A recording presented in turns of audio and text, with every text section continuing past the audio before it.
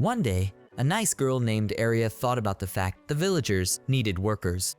She claimed to her girlfriends that they needed a man, and they needed all for the sake of their own village. But another girl named Milia believed that in this country, the villages only had girls, and they could not handle the hard work alone. Milia realized that Aria hated men, but for the sake of the village, she was worth enduring. Then a girl named Kiri wondered where they could find these men. Kiri was just sure that no one would come to such a backwater. Then a girl named Lin suggested finding these men since they needed them so much. But a worried Aria reminded the one that he was deep in the mountains, so it wouldn't be so easy to find the men. Suddenly, the girls heard some noise coming from outside. Then, without thinking, Aria ran out of the cabin and looked up into the sky. In the sky, the girls saw something unimaginable, like a meteorite that was falling somewhere nearby. At this time, all the girls had already run out of the cabin and began to observe the unknown object. Milia assumed that this glowing thing could be a shooting star. Aria, on the other hand, thought it was a man flying. A few months ago, an angry bear walked through the forest and frightened everyone with its growl. The knights who were clearly not ready to fight the bear came upon it. The bear wasted no time and attacked the uninvited knights. The knights just didn't understand where the bear was coming from in this forest. They tried to pick up their comrades who had stumbled and help them escape, but the legs of those had absolutely no hold on them. And when the bear was about ready to wipe the knights off the face of the earth, help came. A certain lad, who had dealt with the bear in a flash, showed his silhouette through the dust. He was glad that he had quickly dealt with the monster, for the bear could summon others with its roar. The savior was a boy named Rain Wolfield. The terrified knights began to berate the boy because he was late and blamed him for almost getting them killed. Then the commander declared that they would retreat and leave the rest to Rain. But Rain stated that it was too late to retreat.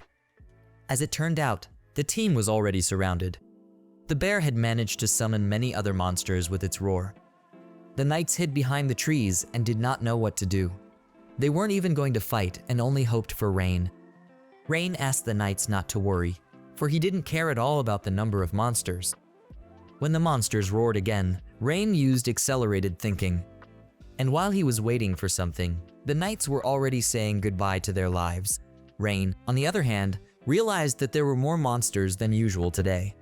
He even speculated that there might be more than 100 of them. Rain then used a skill such as scouting, allowing him to realize how many monsters were nearby. Next, the kid started using trajectory detection to destroy all the monsters in a blink of an eye. Rain then proceeded to activate magic energy and finally canceled accelerated thinking when the monster's paws were already in front of his face. Finally, Rain swung his hand and the bears' heads began to fall to the ground. With the force of the wind blade, the monsters died one by one and there was nothing they could do. In the end, only the chopped up parts of the monsters were left on the ground. The knights were dumbfounded at how quickly Rain had defeated so many monsters. It even seemed to them that Rain was a demon. But in general, they didn't care, because now the monsters were already dead and should have turned to stone. And when another monster turned to stone, it was in the hands of one of the knights, who was very delighted. After all, with such a stone, one could live happily ever after for the rest of his life. But he was quickly reminded that he could not take the stone for himself. At this time, Rain would look around and make sure no one else was around. The knights at this time continued to collect the stones left behind by the monsters. They were glad that with Rain out hunting was just a walk. Rain, on the other hand, had been living in the anti-demon sorcerer family for 15 years. In truth, he was reborn, and was greatly surprised.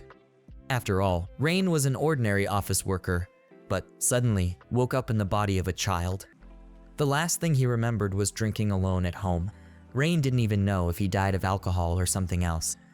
After all, he was only 33 years old. But that didn't matter now. After all, Rain was now an anti-demon sorcerer. Anti-demon aristocrats live near monster habitats, such as the demon forest or monster valleys.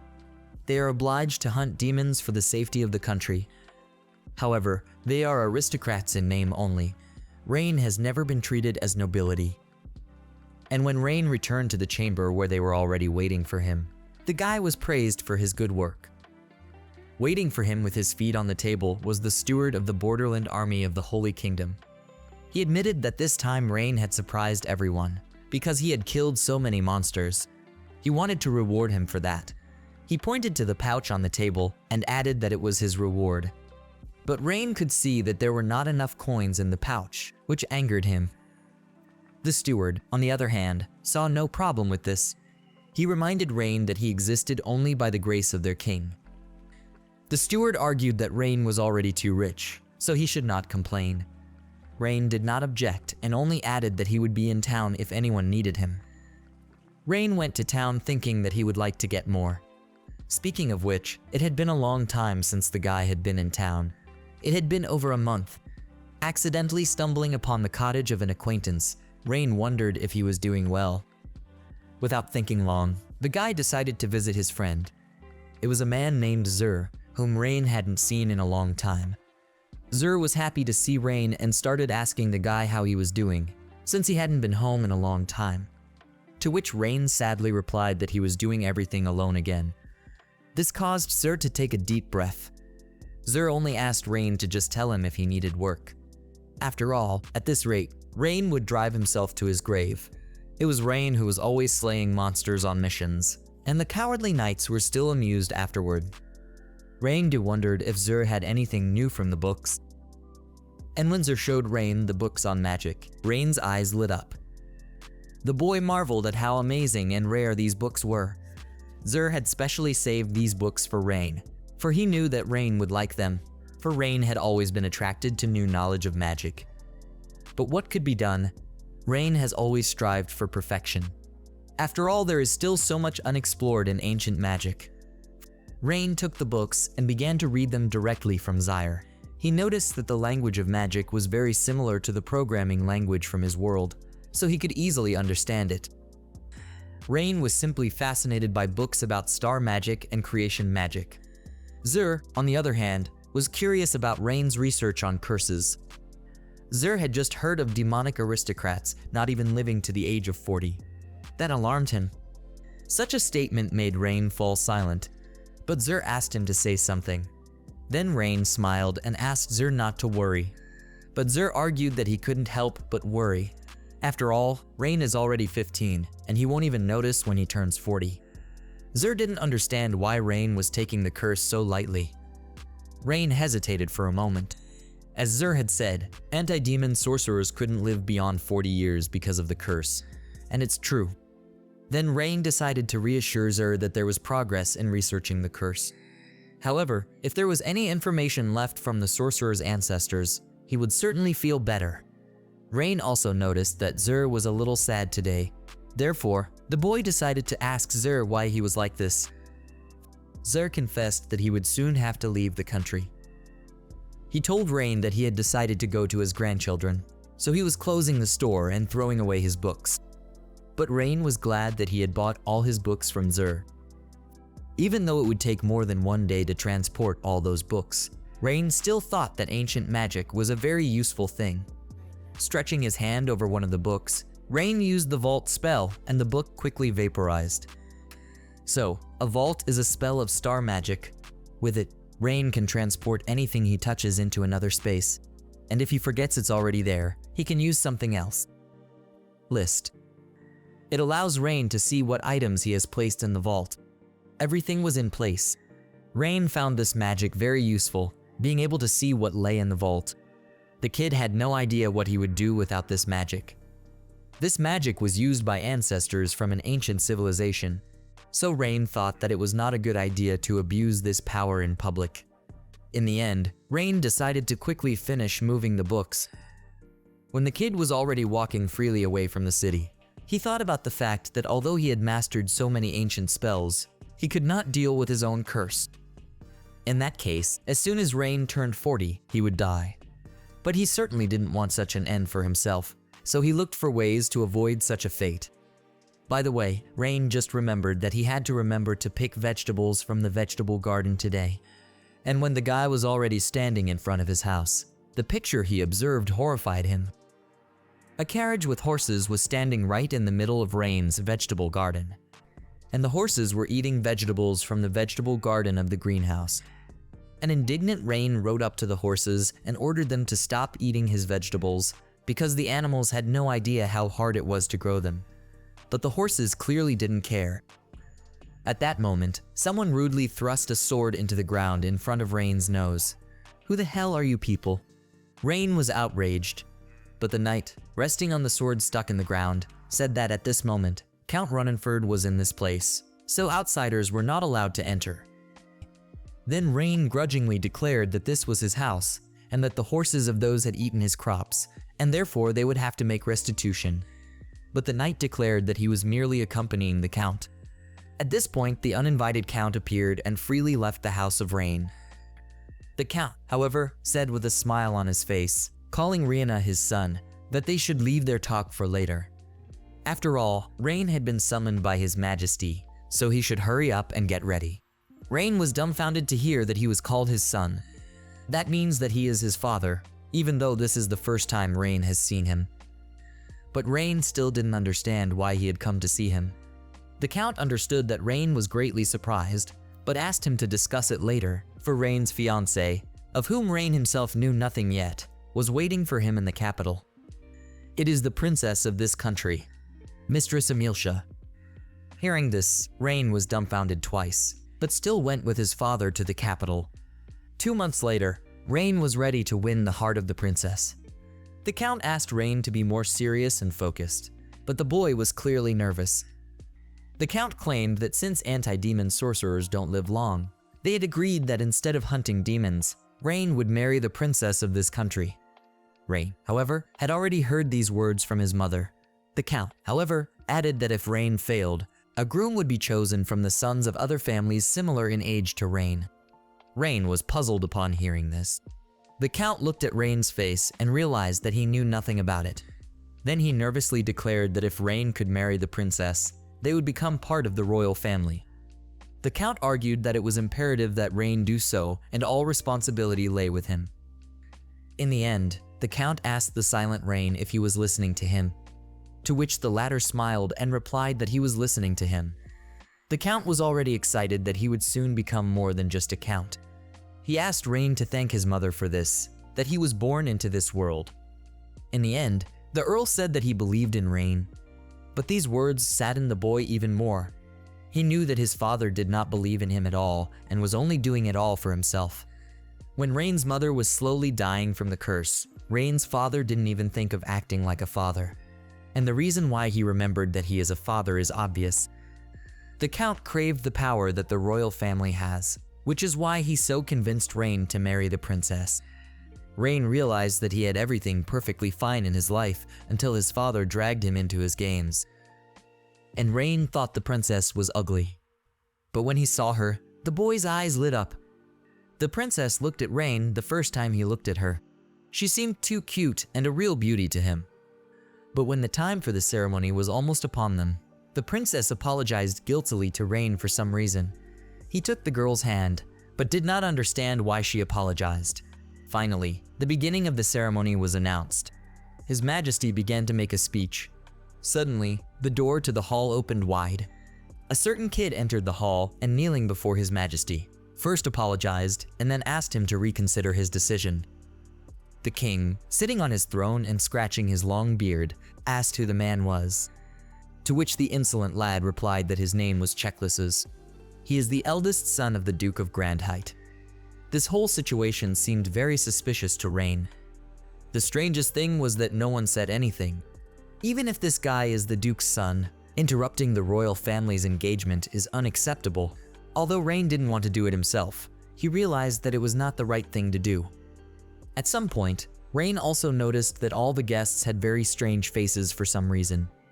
Checklesses at this time said, addressing His Majesty, that the princess had the right to marry for love. At this point, the princess snapped. She let go of Rain's hand and stepped away from him. That's when Rain realized everything. This had all been planned long ago, and everyone present, except Rain and the Count, were of course aware of what was going to happen here. At this time, the king had already listened to Checklesses and understood what he meant. He then decided to turn to Count Runenford and ask him what he thought about it. The Earl, however, even flinched when His Majesty addressed him.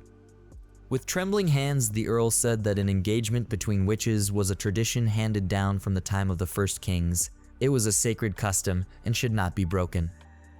After listening to the count, the king decided to turn to Rain and ask him what he thought about the matter. Rain got down on one knee in front of the king and said that the nobles fighting demons have long been dead and true. 5 years ago, Rain had assumed that role.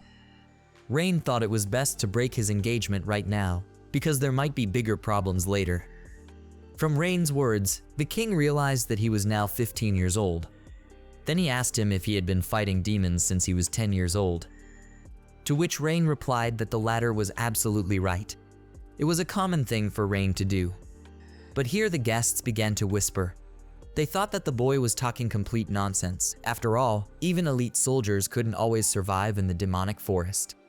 The guests refused to believe that a kid like Rain could kill demons. The king noticed that the guests couldn't believe Rain's words and asked the boy to tell them how he dealt with demons. Rain, on the other hand, didn't understand why the others would want to know that, but he still decided to share some information. While demonstrating at the same time, Rain said that he was using a spell called Wind Blade. These words caused the guests to scoff. They started laughing and pointing their fingers at Rain. Even the king chuckled when he heard these words. After all, the Wind Blade spell is considered to be very weak to kill demons, and it is also possessed by absolutely everyone. But Rain didn't understand the guests' ridicule. He believed that if he developed this spell properly, it would become many times stronger and consume much less mana. At this point, the king declared that he had made his decision. Right now, he was canceling the treaty. These words surprised Rain for some reason. The king, however, claimed that he had long wanted to get rid of this tradition adopted by the first king. The king thought that dealing with demons with the basic magic of blades of wind was not funny even for a joke. At this time, the earl realized how bad the situation was and tried to utter something, but was too tense to do so. At this moment, the knights approached him and asked the count to remove himself. That's how it ended. It was hard. The anti-demon nobles were abolished, and the count and Rain were kicked out of the feast. The count blamed Rain for everything and kicked out of the family. In short, he abandoned Rain. So now, after his father's threatening request that he not be seen by him again, Rain is a commoner. Now, no matter what Rain says, no one cares. From this lesson, Rain has learned one thing. This world is pretty hard to live in. He lay carefree on the grass and realized that he was suddenly unemployed. The kid didn't understand how he was going to live now. After all, he would not be able to support himself with only a small vegetable garden. And in other countries, there is no work to be found. Who in their right mind would hire a homeless person? These unpleasant thoughts swirled around in Rain's head. Then Rain thought about becoming an adventurer with his experience in demon slaying. Although he realized that after what had happened, he wouldn't be taken there. But suddenly, the boy had an epiphany. And Rain decided to try something new. As he got back on his feet, he decided to leave the country. He had thought about it before. However, he couldn't, because anti-demon aristocrats are forbidden to leave the country. From now on, Rain could do whatever he wanted. Then he began to think of a plan. He realized that it would be quite difficult to go on foot. Then Rain decided to try by air. For example, burst the compressed air at his feet and made a semblance of a rocket. After a while, Rain had already prepared supplies for several days. Also protected his body with strengthening magic and reduced the air resistance with wind defense magic. Now Rain was fully prepared and confident that everything would be fine. Without thinking for long, the guy decided to start the plan. In a moment, Rain was already flying high into the sky with a bullet, and even found himself for a few seconds in space. Such results the kid definitely considered a success, because he discovered a good way to move. With such a jump, he could get wherever Rain wanted to go. The only thing left to figure out was where. But when Rina started to fall, he realized that he didn't know how to break it all. Rain flew and blamed himself for not thinking that he could fall like that. But that was not what was important right now. Where was the best place for him to land? He flew through populated areas and realized that he couldn't go there. Then he should find a forest or mountains. With wind magic, Rain decided to change the trajectory, but he realized that he couldn't do that because he was falling too fast. Rain understood that in such a situation, the main characters gather all the will in their fists, but he didn't want to die at all. Finally, Rain landed somewhere in the forest. It was the one that Aria and her girlfriends saw when it first flew. So the girls felt it necessary to go into the forest and check what had fallen to them. Aria wanted to go alone, but the others decided not to let her go alone because it was too dangerous. Finally, one of the girls, sitting in a tree, found what they had been looking for so hard. Aria was overjoyed at this news, so she asked her where to go. To which she was answered that they should go to the demonic forest, where Rain was. As the girls walked through the forest and observed the great destruction, they wondered if it was dangerous. After all, if one caused a lot of damage to the forest, the monsters might go on a rampage. Aria thought the girls were right about that and suggested that they return to the village to think about a defense plan. But suddenly, Sui called out to Aria and pointed her finger somewhere. Aria approached Sui and asked her what was wrong, to which she replied that there was someone lying over there. At this time, Rain woke up and realized that he was alive. He was only glad that he had used body reinforcement, for without it, he would have surely died. The kid's head was spinning and he couldn't get up. Did he run out of mana? At that moment, Aria came up to him and asked him if he was alright. The other girls also approached Rain and began to look at him. In the end, Kiri asked if he was even alive. Lin then decided to ask Rain directly if he was alive. The girl explained that the one would simply die if he fell asleep in the demonic forest. When Rain heard the phrase demonic forest, he immediately woke up. The kid sat up and excitedly asked where he was, to which he answered that he was in the Astra Kingdom. Then Rain asked the following: "Who are you?" Kiri explained to the lad that he came from the nearest village. Rain, on the other hand, had never heard of a kingdom like Astra. At this time, Lin was trying to ask Rain where he came from while he was hovering in his thoughts. But Rain felt threatened.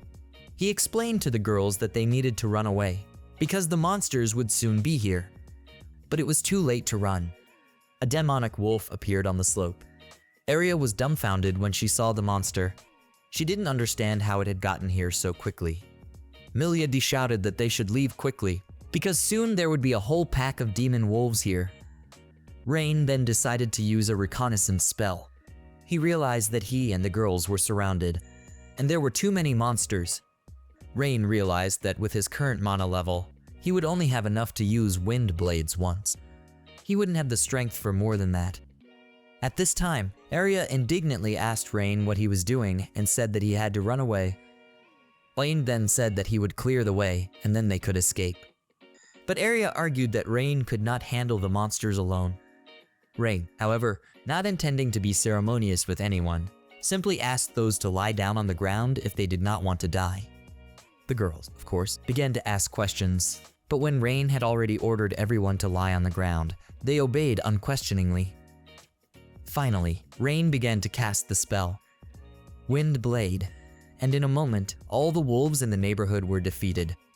Rain had to be dragged further by his legs by the girls. Kiri was delighted with Rain, even though she was dragging him to the village. After all, the guy had single-handedly defeated so many demonic wolves.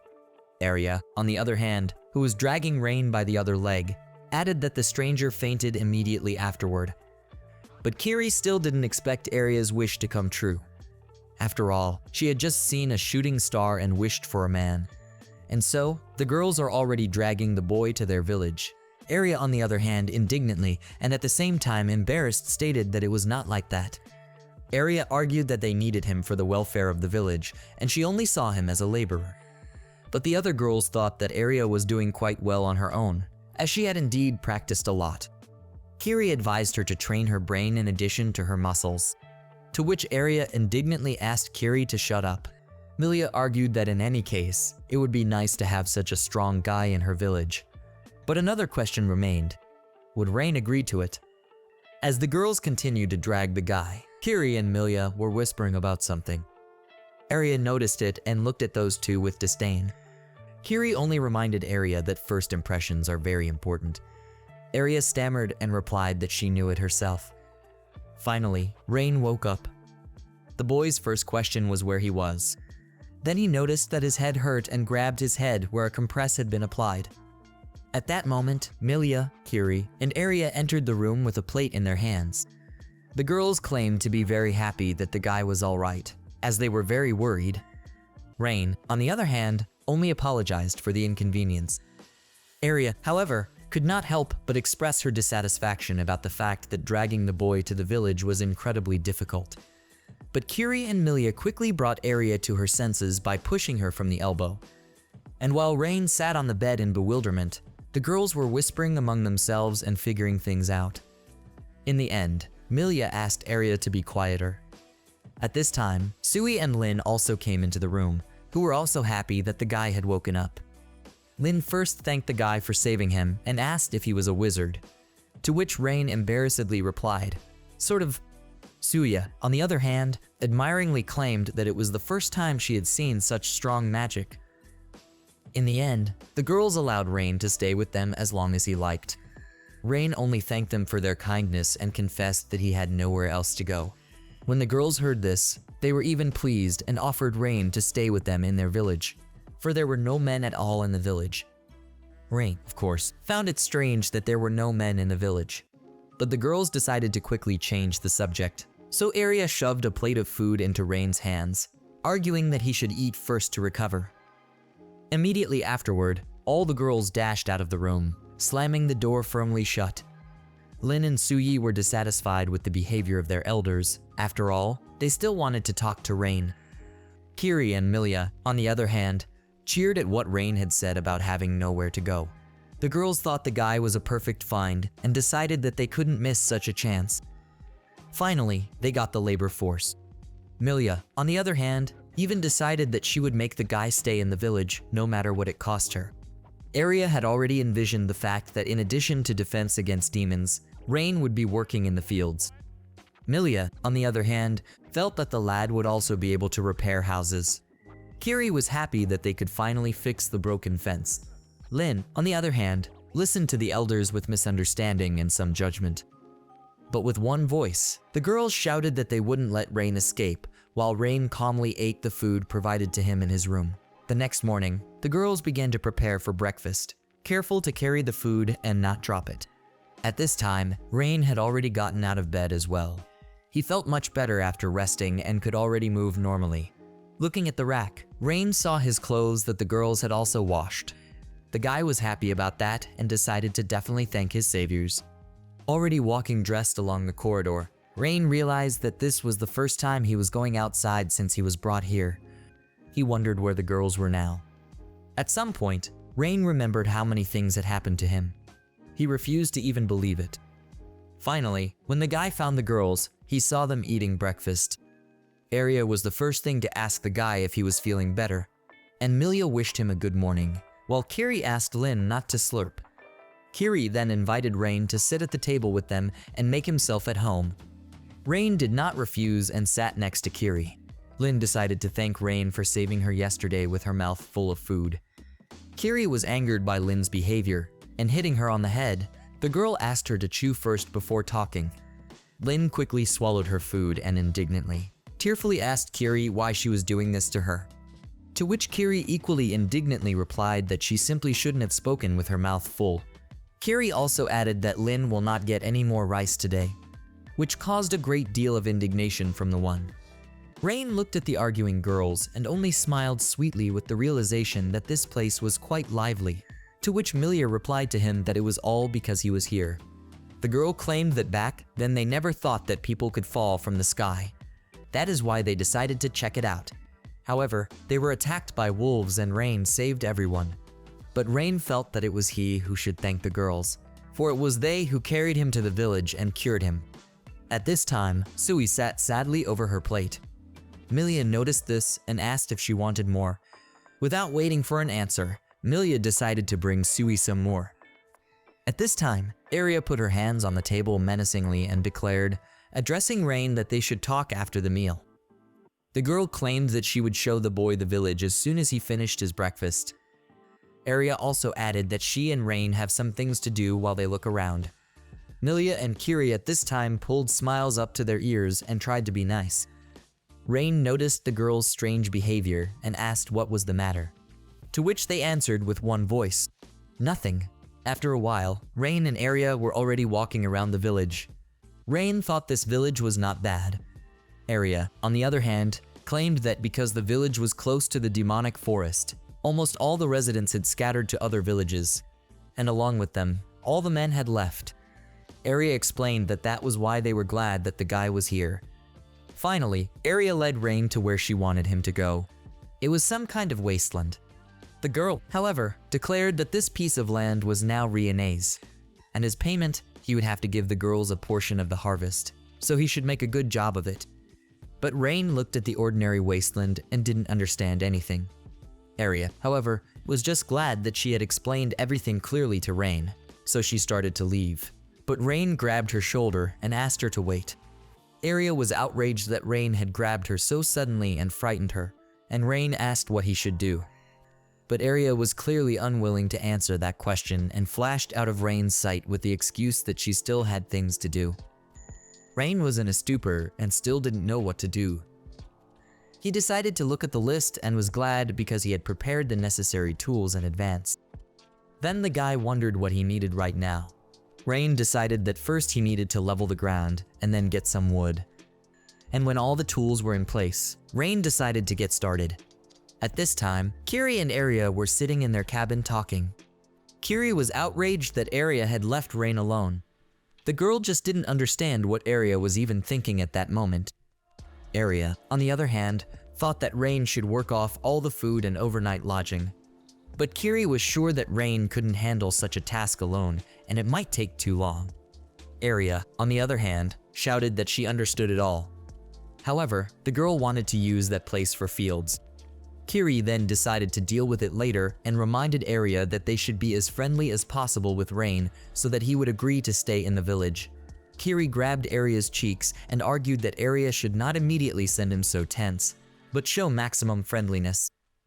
Kiri tried to convey to Aria that they would not get another chance like this and Rain should not be missed under any circumstances. Then Aria couldn't stand it and with tears in her eyes, raising her voice, asked what should she do. After all, Kiri knows that Aria is afraid of men. Kiri, however, asked Aria not to cry. Aria thought that she didn't do anything wrong. After all, she just showed the guy the village and just told him where he could live. Kiri decided to apologize to Aria for her insistence and admitted that she had overreacted a bit. At this time, Milia appeared. She heard the fact that Rain was alone, which she was very indignant about. The girl thought that sending Rain to such a job is unacceptable because he could just run away. That's when it hit Aria. She realized that Milia was right and decided to test Rain.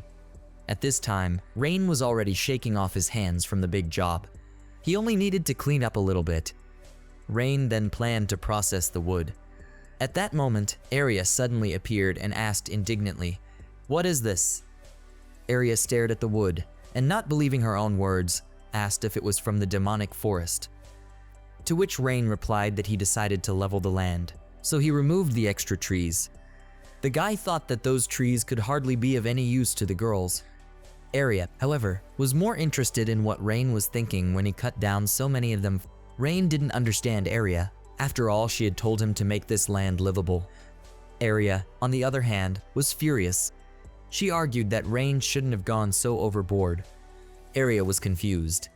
After all, if such damage was done to the demonic forest, the monsters would surely attack the village.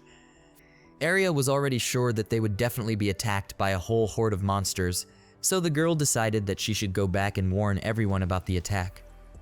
But Rain asked Aria not to worry so much. The indignant Aria argued that he would never figure it out, so he should stop talking nonsense. Finally, exhaling, Aria ordered Rain to stay here and prepare everything for defense, and she herself would go and bring the others. And as Aria ran away, Rain wondered what he should do now. The guy started reasoning and realized that the main problem was that it was unknown where the monsters would attack from. Then the guy thought about building walls around the village. But immediately Rain realized that in that case he would not be able to repel the monster's attack. Then, all of a sudden, the guy had an epiphany. When Aria came running in and told the others that Rain had cut down the trees from the demon forest, everyone was shocked. Area, on the other hand, apologized to the others. After all the responsibility was on her. But Lin pounded his fist on the table and declared that it wasn't Area's fault. But the girl also didn't understand what they should all do now. Sui noticed how worried Lin was and decided to come over and support her. At this time, Milia was thinking that Rain was undoubtedly very strong, but if he suddenly failed, the village would be finished. The girls didn't understand what to do in such a case. Then Area said that they had no choice. She suggested that they go to Rain and protect the village from the monsters together. That's what the girls did. They went to the place where Rain was supposed to be waiting for them. Area felt that the monsters were already here. Milia, on the other hand, was worried about the number of monsters. At this moment, suddenly, Lin shouted, pointing her finger somewhere. Lin was pointing at a huge hole that appeared in front of the girls. Area was shocked to see it, because this pit had never been there before. Then the girl assumed that this pit was created by a demon that came out of the forest. At that moment, the roar of the monsters was heard. Then the girls realized that Rain was already fighting and decided to rush to him. After a while, the girls found Rain standing over a cliff. They were surprised to see him. Rain heard the girls and turned around and asked them to be careful because it was dangerous. And Rain did and lied. On the other side of the ground, a crowd of monsters had already gathered. Kiri began to panic greatly, wondering what they should do since there was an army of monsters in front of them. Lin, who was standing next to her, told her not to worry, even though she was very scared. Rain asked the girls to wait for a while and added that he was almost finished. There was a bow in the guy's hands, but there were no arrows. The girls, seeing this, were puzzled. Rain, on the other hand, knew from pulling the string that wind arrows are very weak at long range, and the farther away the enemy is, the stronger the arrow will be. Thus, there is incredible damage, huge damage, great damage, medium damage, and weak damage. That's when Rain started to use the spell. He added a spell called Wind Blade to the arrow.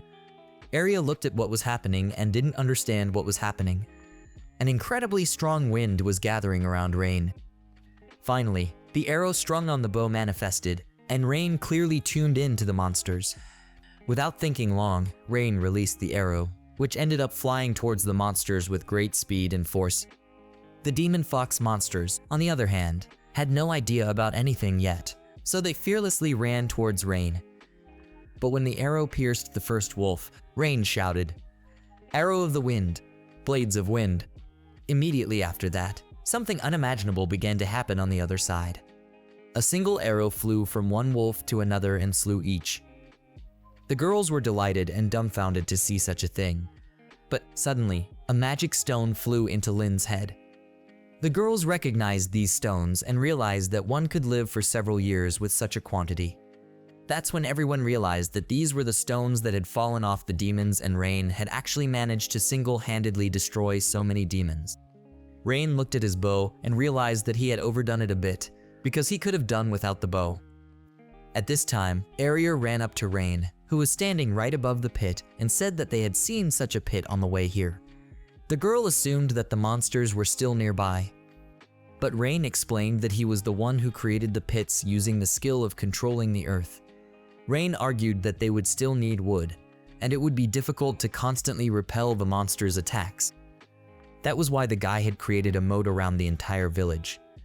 Rain claimed that this way they wouldn't have to think about where the monsters might attack from. Area then asked what would happen if the monsters just jumped over the moat. To which Rain replied that that was why in one place he had made the moat already where the monsters would be able to jump over, and now it was enough to keep only one place to protect the village. Milia, already standing with an armful of magic stones, was very happy that the problem was solved. The girl thought that the moat would help them a lot, so she began to thank Rain for saving them again. At this time, the curious Lin was looking at the moat and its depth, while Sui stood by her side and asked her to be careful. After that, Milia also saw the wood that Rain had cut down and marveled even more. Rain explained that he had prepared more because the houses in the village needed repair. Milia also did not think that Rain had overdone the wood, for it was exactly what they needed. At this moment, someone wanted to pounce on Rain from behind. It was the happy Lin who pounced on Rain with a hug. Rain was dumbfounded by this surprise and asked her why she was suddenly like this. Lin, on the other hand, started looking at Rain's face and saying how strong he was. Rain laughed and said that he would try harder. Then the happy Lin, sitting on the guy's back, decided that she would work together with Rain. And while Lin was cuddling with Rain, a pensive Area stood aside. She tried to understand everything that Rain had done. She realized that he was only able to create something like this by controlling the earth. But then the next question surfaced. How much power did it take for Rain to do this? Area felt that Rain was definitely the savior of their village. Meanwhile, the guy himself was asking Lin to get off him, but she was adamantly against it. Tsuihou, on the other hand, also wanted him to ride her. But when Lin did get off the guy, he saw a pensive Area. So he went over and asked her what was wrong. Area, however, only grudgingly replied that he had made a mess here. But Lin didn't think so. She stood up for Rain and said that the guy had only saved them after all. But Rain himself thought that it was all his fault anyway. The disgruntled Area, on the other hand, said she was glad that he realized it himself. The girl claimed that this time she would forgive him, but if he did something like that again, there would be no mercy for him. Rain didn't want to fight with anyone, so he just promised to be more careful from now on. While the others were calling Area mean and making her smile, she decided to stop talking and called Rain home. At that moment, Rain realized that he would have to stay in this village for a while. But while still standing near the cliff, Area asked Rain what they should do with the magic stones left behind by the monsters. After all, if they were left like that, they would simply be eaten by other monsters. So Rain decided to collect the stones and take them home. Milia was happier than the others when it came to collecting the stones. But then Lin asked the main question, how would they get to the other side? There's no bridge. But Rihanna had no problem with that. He used earth control, forcing the earth to converge, forming a kind of bridge. The girls were dumbfounded when the guy created a bridge in an instant. Lin was more delighted than the others. She realized that magic was the truest miracle. The girl then ran after Rain and asked him to teach her magic. But Rain claimed that it was too early for her to practice. The guy realized that not everyone can master magic. That's why there is a strict selection process before the training begins. Rain thought that this country was also no exception, but Lin insisted.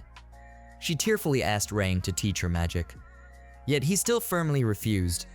But even that didn't stop the persistent Lin. Even in the evening, when everyone was gathered for dinner, Lin asked Rain to teach her magic and promised to do whatever he wanted. Rain explained that he wouldn't teach her magic no matter how much she asked, especially since she was unlikely to succeed. But Lin promised to try very hard.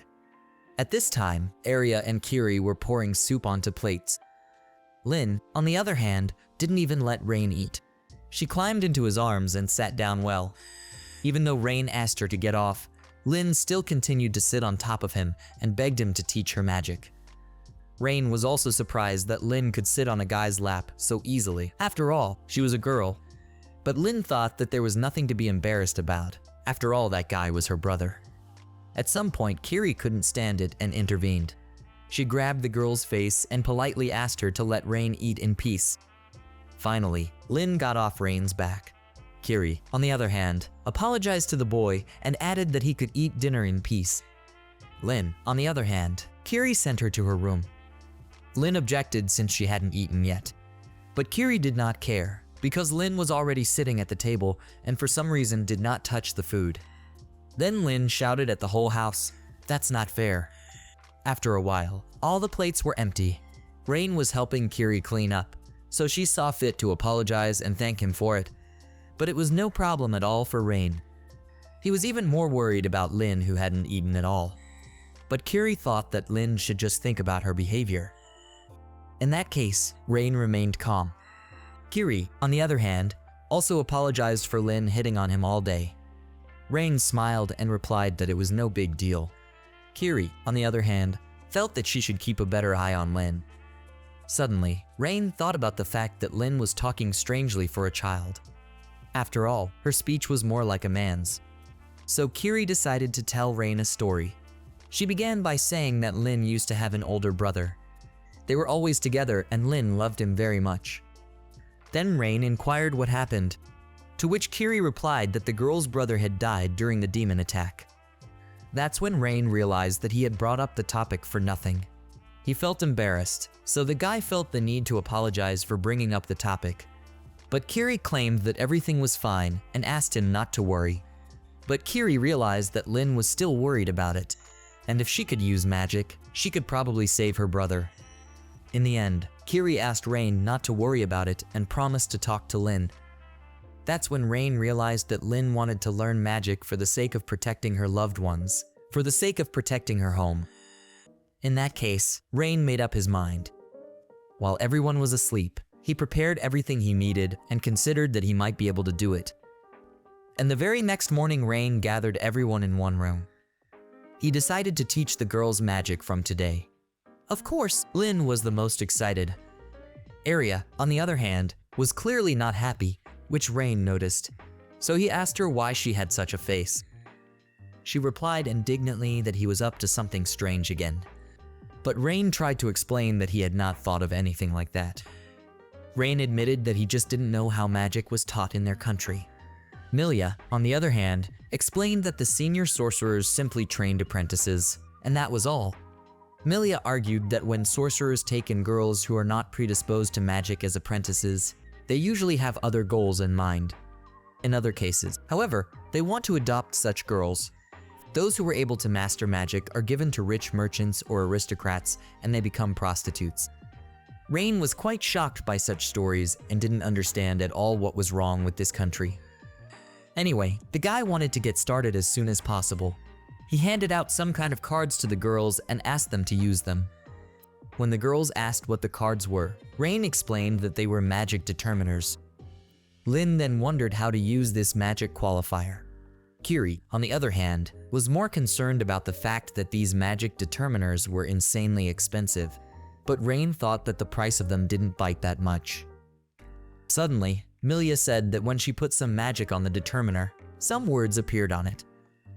Rain, on the other hand, was a little surprised when Milia infused magic. He hadn't even imagined that a girl could know how to do that. After all, this was what he wanted to teach them today. Milia explained that she used to do a little magic before. Then Rain explained that the definition shows which element those with a predisposition to. Rain argued that each person has an aptitude for a certain element. With the magic determinant, one could find out which element suited a person. Lin, looking at Milia, realized that she was good at light magic and decided to find out her elements. But when the girl only waved the card, nothing happened. Rain laughed at her and explained that it didn't work that way, and one must first learn to sense magical energy. Lin, on the other hand, was quite frustrated that she couldn't do it right now. Then she wondered what the determinant had to do with magic at all. Rain liked that question. He explained that magic is activated by using the body's mana to cast a spell. Therefore, it is very important to first learn to feel the magical energy. But even after these words, Lin still did not understand anything. Rain, on the other hand, said that he had prepared a determinant so that those learned how to sense mana better. The guy claimed that in learning magic, it was the most important step. It turns out that determiners have the ability to absorb magical energy. With them, the girls' training would go much faster. Lin was already seething. Rain walked over to her and stroked her head and explained that there was no need to rush her at all. And with time, she would learn everything, so that one should not worry. And while Rain explained everything to everyone, one of the girls noticed that the guy was now very similar to the teacher, which made him very confused. At this time, Kiri was already crying from not being able to do anything. The girl had already considered that the determiner was just broken. Aria also had her determiner, but for some reason she was afraid of something. After a few hours, Sui and Lin got it working. Lin had water magic and Sui had earth magic. Kiri was still fiddling with her identifier and was very nervous. Rain at this time decided to just continue their lesson. Now he wanted to show the girls the beginning spells, so he asked them to watch carefully. When Rain started to demonstrate Sui and Lin's water creation magic, the girls were shocked. Once was not enough, and the girls asked Rain to show them again. Rain, however, didn't even think that those girls would enjoy it so much. He decided to ask Sui to repeat the spell and handed her a glass. They were interrupted by Aria. She asked to start the lesson by strengthening her body. Hearing this, Rain asked the girl if he knew about magic, to which the girl replied that she knew quite a bit, but she thought it was worth practicing body strengthening to begin with. Rain thought that everything was correct, but it was better to practice elemental magic specifically. After all, without having the proper level in magic, it wouldn't be possible to use this spell. But Arya argued that everyone was capable of using this magic. Rain, on the other hand, argued that this was not entirely true. He explained that it was very rare to use magic without having abilities in this element. Then, with her head lowered, Arya asked if that meant that even with magic power, it wouldn't be possible to use strengthening. Rain explained that it would be possible to use it.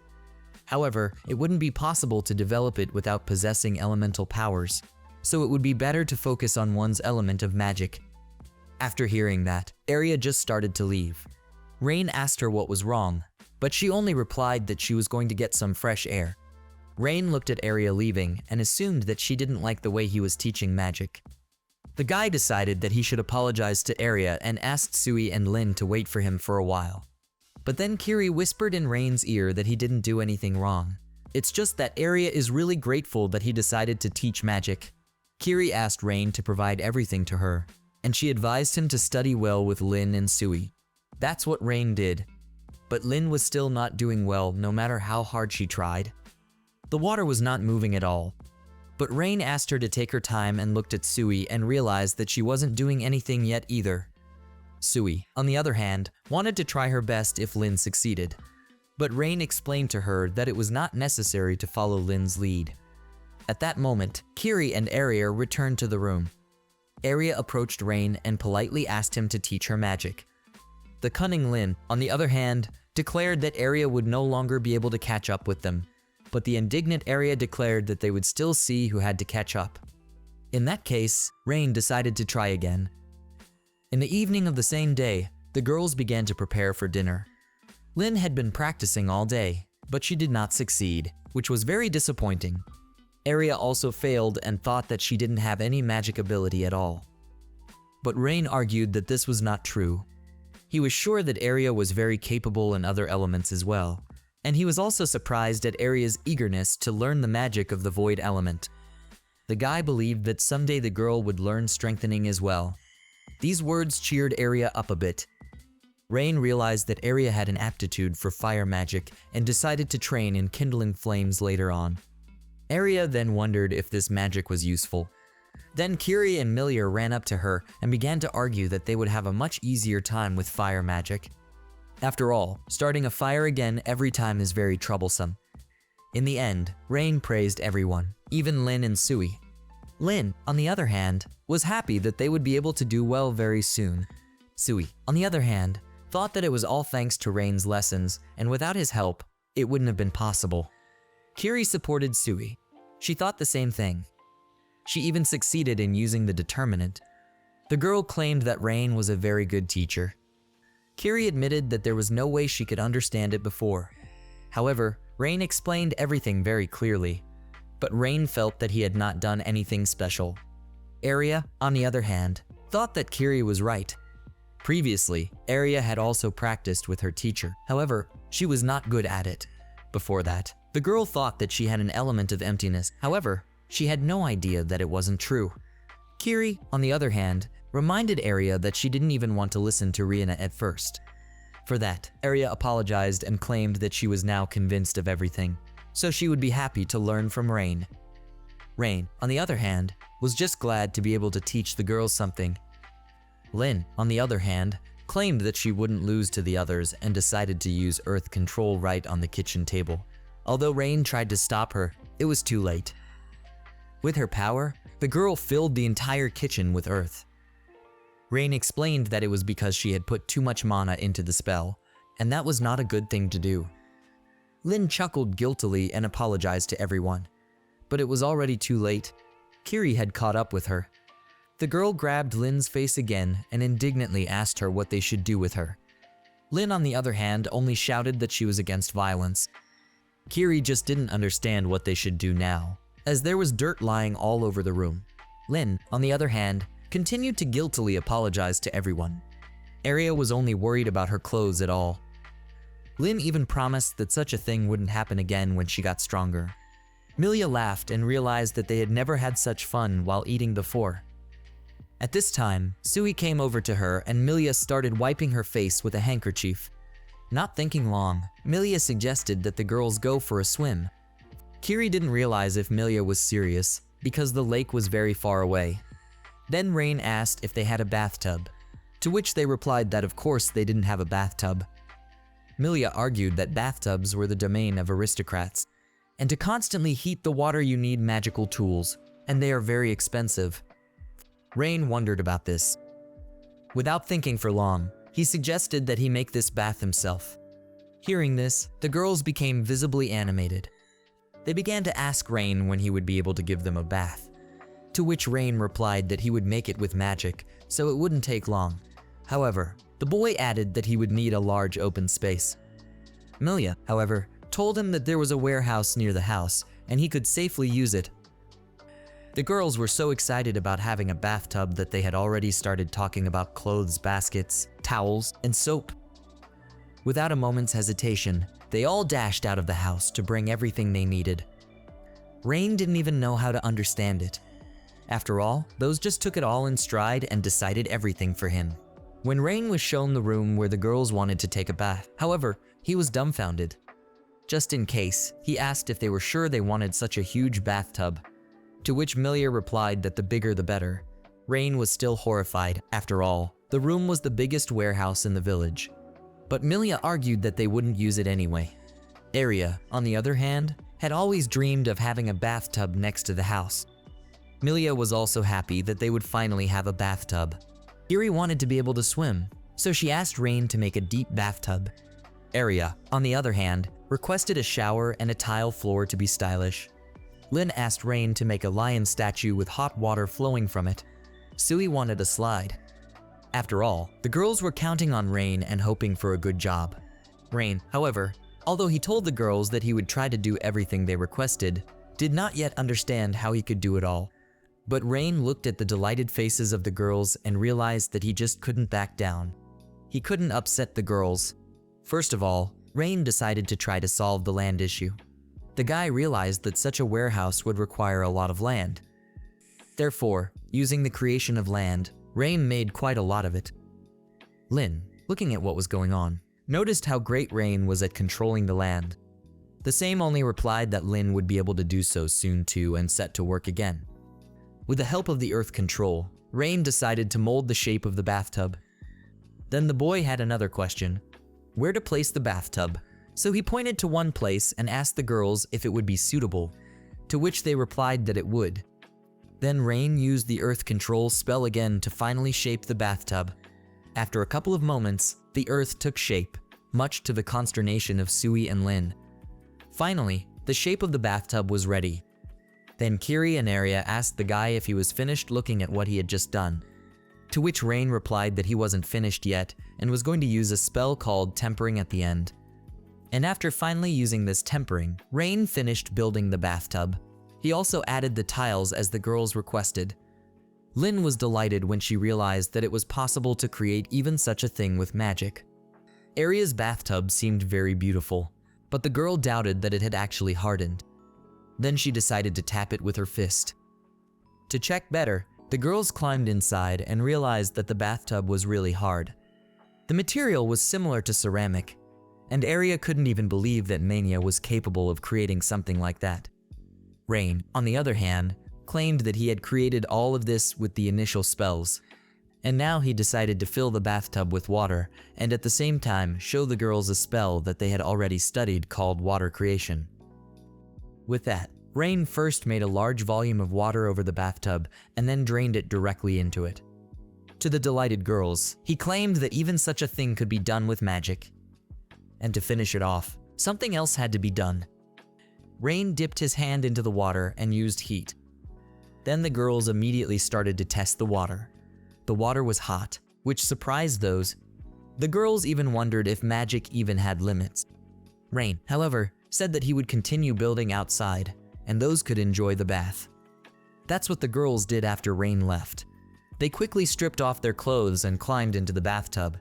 They couldn't even believe that they now had their own hot bath. Suddenly, Lin noticed the lion she had ordered, but it looked more like a flower. Tsuihou, however, still thought the idea was original. Rain was standing outside at this time, but he could hear all the girls' conversations. He was glad that the girls liked what he had done. Then the guy decided to soundproof the place and make the walls thicker. At this point, the girls' conversation took a wrong turn. They started discussing each other's breasts. Rain, who heard all this talk, felt awkward. Kiri, on the other hand, claimed that having big breasts only caused one problem. Her shoulders were constantly getting stiff. The girl said that she would give her breasts to Aria if only she could. Hearing this, Aria was dumbfounded, because she herself thought that large breasts only hindered. Kiri didn't like such words, so she started pawing the girl's breasts to help her since her breasts were in the way. Aria embarrassedly ordered her to stop pulling her breasts. Kiri was sure that Rain would like her breasts, and Aria embarrassedly argued that there was no reason for her to show her breasts to Rain. At this time, Rain, who was standing outside and heard everything, fell to his knees out of embarrassment and grabbed his head. "Why is it always me?" thought the indignant Rain. He began to convince himself that he hadn't overheard anything, and he wasn't interested at all.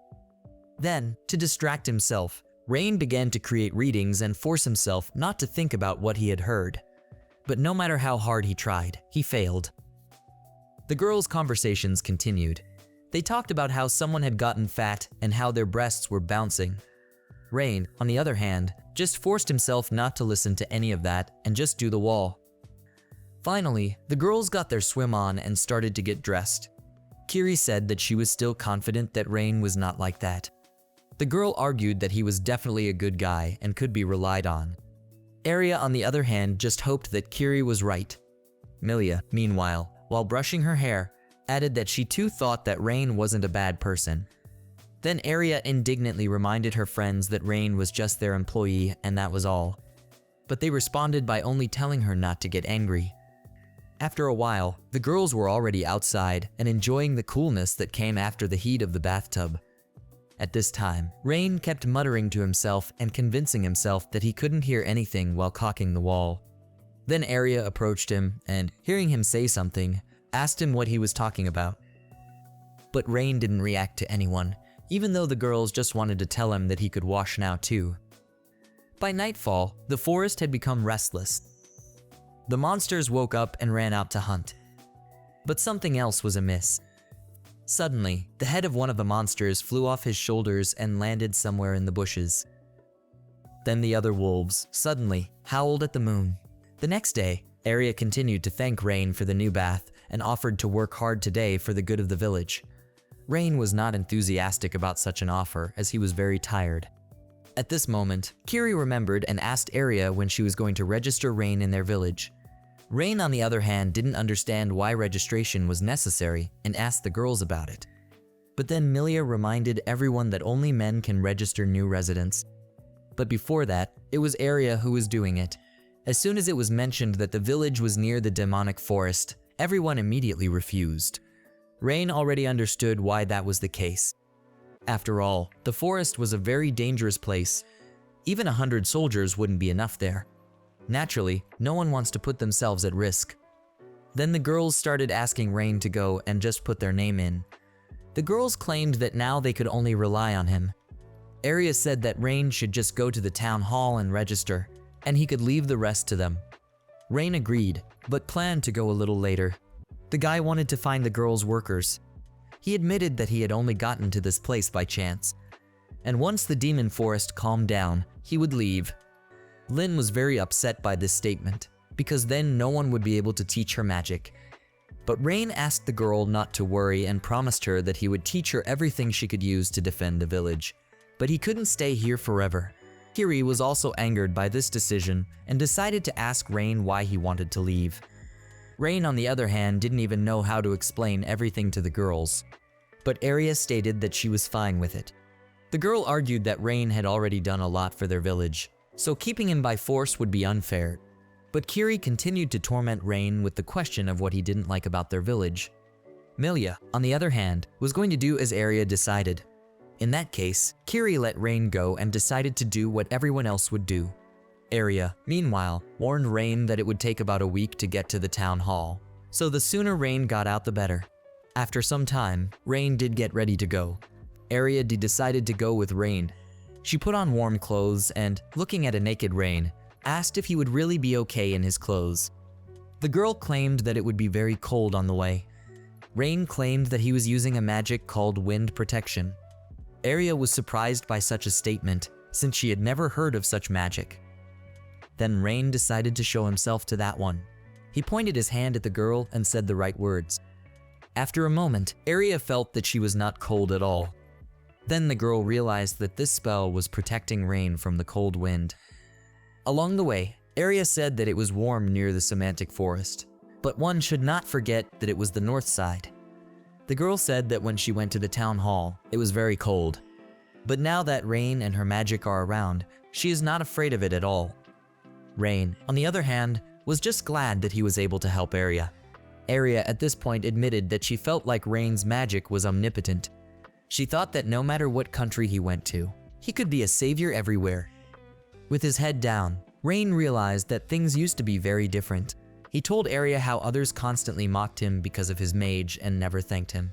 Also, Rain confessed that he only got to this place because he was kicked out of his home. So now the guy just has no place to go.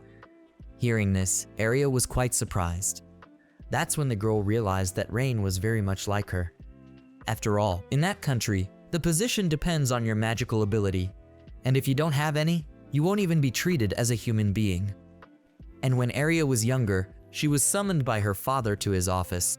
He had heard that Area could not learn magic even from the most famous royal magicians, and decided that such mediocrities as Area did not need the House of Fremia. The father claimed that Area had lost the right to bear their family name, and he was banishing the girl from the family. The father did not care at all where Area would go. After hearing Area's story like this, Rain's eyes filled with regret. But Area claimed that this village had become Rain's home and all the girls were members of his family. Rain now understood Area, even envied her. The girl also added that Rain could stay in their village forever. But at that moment, the boy interrupted her and asked her to be quiet. He saw the monsters ahead and immediately alerted Area. Area didn't understand. Where did the monsters come from? After all, they never leave the demon forest without a reason. At this moment, Rain noticed that the monsters were scared in some way. After just a moment, the wolves howled. That howl made Area cover her ears. Then the wolves started to go somewhere while growling at the same time. Area was puzzled and decided to ask Rain what was that. Rain, however, suggested that the girl hurry back to the village. The guy claimed that perhaps trouble was about to happen. Area didn't understand what had gotten into Rain. Then the guy explained that when the forest takes damage, it stores magic energy to recover and monsters can absorb that energy. This time, however, the guys were attacked by a huge number of wolves and Rain had to use a huge amount of mana to defeat them. Rain was sure that something had absorbed the rest of the mana and was now dwelling in the forest. And if even the other demons were afraid of him, it would be difficult to defeat him. Area realized that with this Rain wanted to say that a very strong demon had appeared near the village. Then the girl decided that they should go back, but it was about halfway to the village. Rain, however, noticed how panicked Area was and asked her not to worry. He took the girl in his arms and told her to hold on tight. Area was clearly unprepared for this turn of events and decided to pronto slow Rain down, but he asked her not to talk yet, so as not to bite her tongue. Area still asked if he was using body reinforcement now, but before the girl could speak, Rain had already lifted his feet off the ground. In just a moment, the guys were already rushing back at high speed. At this time, the unsuspecting Kiri decided to get some water, but realized that she had to walk very far to do so. The girl then decided to ask Rain for it when he returned. She thought that a well near the village would be a great idea. At that moment, strange sounds were heard from the forest. At what she saw, the girl dropped the bucket of water and opened her mouth. In front of her was an intimidating wolf-like monster that she had never seen before. Let's go back half a day. Lin entered the house with 2 slaughtered rabbits in her hands. She wanted to brag about her catch to the others. Milia was delighted to see such a big catch from Lin, while the disgruntled Kiri asked if these rabbits were definitely not monsters. But Lin didn't think that these rabbits were like monsters, and yes, they would turn to stone after death. Milia even thought about how nice it would be if monsters could be eaten too. Kiri and Lin, on the other hand, were clearly unfazed by such a thought. Kiri also asked Lin to be more careful in the forest. The girl argued that although Rain had made a moat around the village, it was still very dangerous in the demonic forest. Milia was worried about Arya and Rain at this time, for they had gone to the town hall. But Lin asked the other one not to worry. The girl claimed that she could protect everyone. Lin believed that they would be able to kill any monster, because they were trained by Rain himself. That's when Kiri decided to go get water. Some time passed. Milia, Sui and Lin were in the house and were killing the rabbits that Lin had brought. At that time, a dazed Kiri entered the house and surprised everyone with her appearance. Kiri was all tired and was trying to catch her breath. The other girls immediately ran up to her and excitedly started asking her what was wrong. But Kiri shut them up, and when she was satisfied that everything was quiet, she explained to the girls that a huge black wolf came out of the demonic forest. Kiri claimed that she had never met one before. It might even be able to jump over the moat that Rain had made. But Milia recalled Rain's words when he claimed that demons couldn't overcome that moat. Then, as positive as ever, Lin asked Kiri not to worry and to think about it after lunch. But suddenly, there was a big rumbling sound. Then the noise was heard on the roof of the house. The girls were very frightened and were afraid to move. After a moment more, a howl was heard. All the dishes began to fall from the shelves, and immortal Lin went to the window hoping to get a glimpse of the wolf whose howl she hadn't heard before. At that moment, the wolf revealed itself. He wandered right under the windows of the house and peered at the inquisitive Lin. From terror, the girls could not move. Before they could blink an eye, the wolf was at the windows of the house. The windows could not withstand it, so the panes began to fly everywhere into small pieces. Lin didn't realize what kind of monster it was in the first place. Kiri, on the other hand, shouted at the same time that it was the one she was talking about. And, as it turned out, he was still able to overcome the moat. The girls didn't understand what they should do now, since Rain wasn't in the village. Kiri suggested that they call Rain for help, but Milia argued that it was impossible, because she and Arya were too far away. Milia suggested that they hide in their rooms and barricade the doors for the time being. And when the girls were already hidden, the wolf continued to destroy everything. Lin was already on edge and wondered when the wolf would leave already, but Sui didn't think the wolf would retreat. The girl claimed that this wolf smirked when it saw them. It was so. The wolf did indeed show the girls its grin when it first attacked. Then Lin wondered if they could overpower this wolf like her brother, Rain. But Kiri asked Lin to stop thinking about that and think about how they could survive until he came. At that moment, Milia stated that she remembered something. The girl claimed that Rain had left them special artifacts for such an occasion. Everyone was happy about this statement and praised Rain for his foresight. Then Lin asked where were these artifacts, to which Milia replied that they were in Rain's room. In that case, the girl cheerfully offered to take them and defeat that monster. Then, without thinking long, everyone went to Rain's room and started looking for the artifacts that Milia had told them about. Kiri argued that the artifacts should be found as soon as possible and asked Milia, who was standing in the doorway, to come into the room sooner. But Milia had other plans. She walked out the door and closed the door behind her. The girls in the room noticed this and immediately asked her to open the door. But Milia asked them to stay inside and not to come out until it was quiet. Kiri realized that Milia wanted to be bait for the wolf. The girl began to knock diligently on the door and asked Milia not to be silly. But Milia only asked Kiri to take care of the others. Then the girls started running towards the door, half shouting for her girlfriends to stop. Lin, on the other hand, argued that they needed to get Kiri back. At this time, Milia walked through the ruined house and was horrified. She had not heard before that monsters eat very differently from normal animals. When they attacked the village, there weren't even bones left of the people they had killed. The girl didn't know if that was true or not, but she was sure that Rain would be able to sort it all out. Milia thought that there was only one way out. She hoped that the demon would remain satisfied with just her. And although Milia had little faith in this Milia, if her hunch is correct, the others will be saved. And lo and behold, the girl had already touched the doorknob. Milia's hand was trembling, but she knew that she needed to pull herself together and calm down. Finally, the girl opened the door and decided to run as far away as possible without looking back, because the house could be damaged even more. But suddenly, the same sinister wolf appeared in front of her. Its terrifying face and deafening howl terrified Milia. The girl couldn't believe that she couldn't buy even a little bit of time. Closing her eyes, she remembered her family. Tsui's relatives, Lin, Aria, and Kiri. In the end, Milia decided that she was willing to sacrifice her life to protect the smiles of her loved ones. Closing her eyes, Milia hoped for nothing. But suddenly, the ground began to fly into the monster.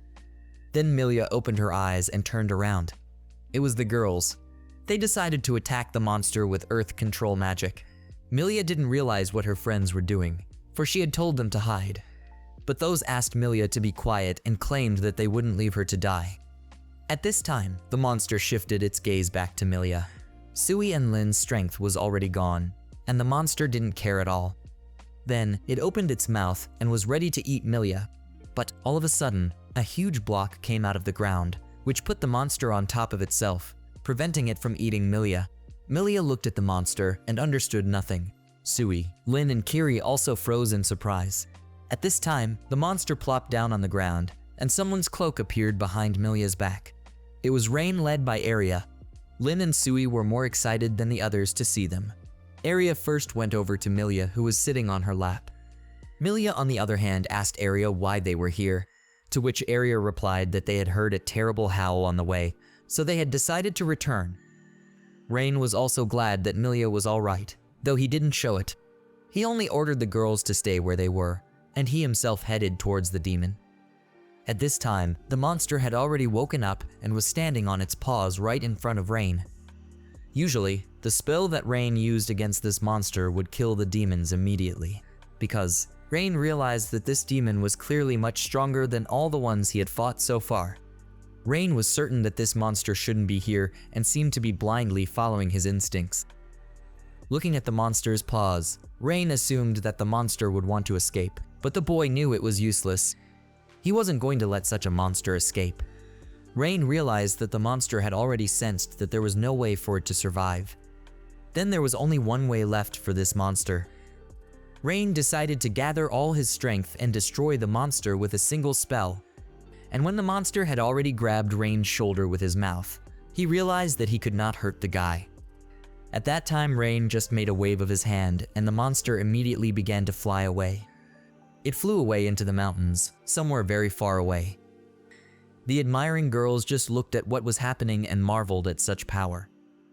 Finally, the monster reached the mountain and crashed into it, resulting in a big explosion. After a moment, it was already visible that the monster had made a hole in the mountain due to how hard Rain had thrown it. After all that was left of the monster were rocks and the girl's house was in ruins, Kiri began to scold Milia. The girl asked what was she thinking and why did she choose to sacrifice herself for others. Milia only responded with a guilty apology. Lin asked Kiri to calm down because Milia had already apologized. But Kiri also yelled at Lin and said that she would deal with it herself. Kiri just didn't understand why Milia did that, because she could have died. With tears in her eyes, the girl said that they would all be very sad if it happened like that. At this time, Rain stood near the magic stones that the monster had left behind and pondered. Then Aria came up to him and asked him why he was standing there and if anything had happened. It was so unexpected for the guy that he even shuddered. The girl just didn't understand why Rain had such a sad face, because he had saved them all. But Rain was silent. Then Aria called out to him again. She also decided to call out to the others who had just been in such a tight embrace. Then they all came up to the boy and began to thank him for his help, and hugged him. Rain, on the other hand, saw fit to apologize. He apologized for putting the girls in danger. He realized that he should not have gone and left the village unprotected. Rain believed that, if you think about it, it was his fault. But the girls did not understand why Rain was apologizing. After all, he had saved them. Then Aria walked up to the guy and took his hand. Then the girl asked Rain to raise his head, and when he did, Aria said that it was not his fault. Aria believed that she was the one who dragged the boy to the town hall, so all the responsibility was hers. The girl claimed that it was thanks to Rain that no one was hurt, because he was the one who was able to defeat that monster. Finally, Aria thanked Rain from the bottom of her heart for saving her. Lin and Sui were in agreement with Aria, because Rain really does help them all the time. Also, Aria added that she would like to apologize. The girl said that until that moment, she didn't fully trust Rain and treated him unfairly. Although Kiri and Milia wanted to object, Aria still believed that it was true. The girl admitted that she wanted to use Rain for the good of their village. Every day she worried that he could escape, because he had no reason to stay in this village. However, Rain did not run away and helped the girls a lot. Aria said with tears in her eyes that Rain still helps their village, no matter how selfishly she acted. The girl confessed while wiping her tears that Rain was a very good person. Finally, Aria dared and apologized to Rain. She also added that she had one request. Aria asked the boy to stay in their village and become part of their family. Rain, on the other hand, decided to go to the town hall first. The boy also sadly remembered that he would also need to fix the house. Tomorrow, Rain planned to think about a new defense against demons, and today he suggested that the girl rest. Lin, on the other hand, noticed that Rain's face was as red as a tomato for some reason and decided to ask him about it. Rain, on the other hand, indignantly replied that his face was not red at all. The boys slept in a rundown house. At some point, the boy wondered, why are all the girls sleeping in the same room with him? Milia claimed it was because of the attack. Besides, only Rain's room was left intact, and with the rain that was falling outside, no one wanted to sleep. Also sleeping with Rain were Lin and Sui, whom he obviously didn't want to wake up. But Rain still didn't like this whole situation. He realized that he couldn't go on like this and needed to rebuild the house as soon as possible. After the demon's attack, the guys had almost no food left. There wouldn't be enough supplies for long. But positive Kiri thought it was better than nothing. But Aria was too eager to have a delicious meal after such stress. Kiri, on the other hand, asked Aria not to get upset because it wasn't the worst. And the worst part was that there was only ruins left of the house. Aria was really pissed off by this. She thought that she should ask Rain to rebuild the house because it was impossible to live in ruins. Then Kiri wondered how Rain could rebuild it all. After all, it would take forever. Kiri also thought that asking Rihanna to help again was wrong. Besides, there's still a welcome party to organize. Suddenly, the ground beneath the girls' feet trembled. They thought it was an earthquake. At that moment, Milia entered the room and asked Aria and Kiri what was that. To which Aria replied that they should run away from the house because it was dangerous to stay inside. When the girls ran out of the house, they were shocked by what they saw. They saw the whole mansion in front of them. Without thinking long, the girls went to the door of this magnificent house. Aria was just sure that it was Rain's work. Milia, on the other hand, was no longer surprised at anything since the moment they met Rain. And Kiri was just shocked. Finally, Aria opened the door and stepped inside. Immediately, she asked if Rain was here. There was silence in response. But what the girls saw struck them again. This house was simply magnificent. At that moment, Rain's voice was heard behind the girls. He apologized and understood that the girls were surprised. Aria turned around and saw Rain led by Sui and Lin. Rain began to explain that it was dangerous to stay in such a house that was almost destroyed by a monster. Besides, the guys don't know when they will be attacked again. Therefore, Rain decided to rebuild the house as soon as possible. The guy apologized to the girls for not warning them. The girls, on the other hand, claimed that they just didn't expect Rain to rebuild the house so quickly, and having a party in a destroyed house would be rather strange. Aria just asked Rain to warn him next time he was going to do something like that. Milia, seeing that Aria could act nice, was quite surprised. Aria, on the other hand, indignantly asked Milia who she even thought she was. Rain, meanwhile, explained to the girls which way the kitchen was and suggested that they cook something, since none of them had eaten breakfast yet. When the girls entered the kitchen, they were even more pleasantly surprised. They could not believe their eyes. The kitchen looked simply gorgeous. The girls even thought that with such a kitchen, they would be able to eat delicacies at least every day. After a while, everyone had eaten, and the plates were empty. Rain told the girls the whole story that had happened to him shortly before he went to the village. The girls were shocked when they heard the story and thought the king was an idiot.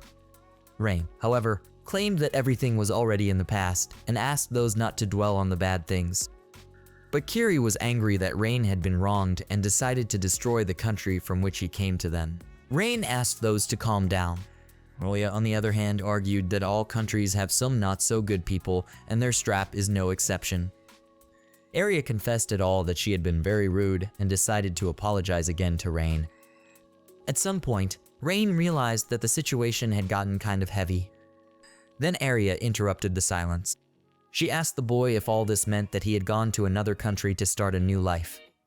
The girl thought that in that case, Rain could stay to live in their village. Rain, on the other hand, asked Aria not to worry. He confessed that he liked their village very much.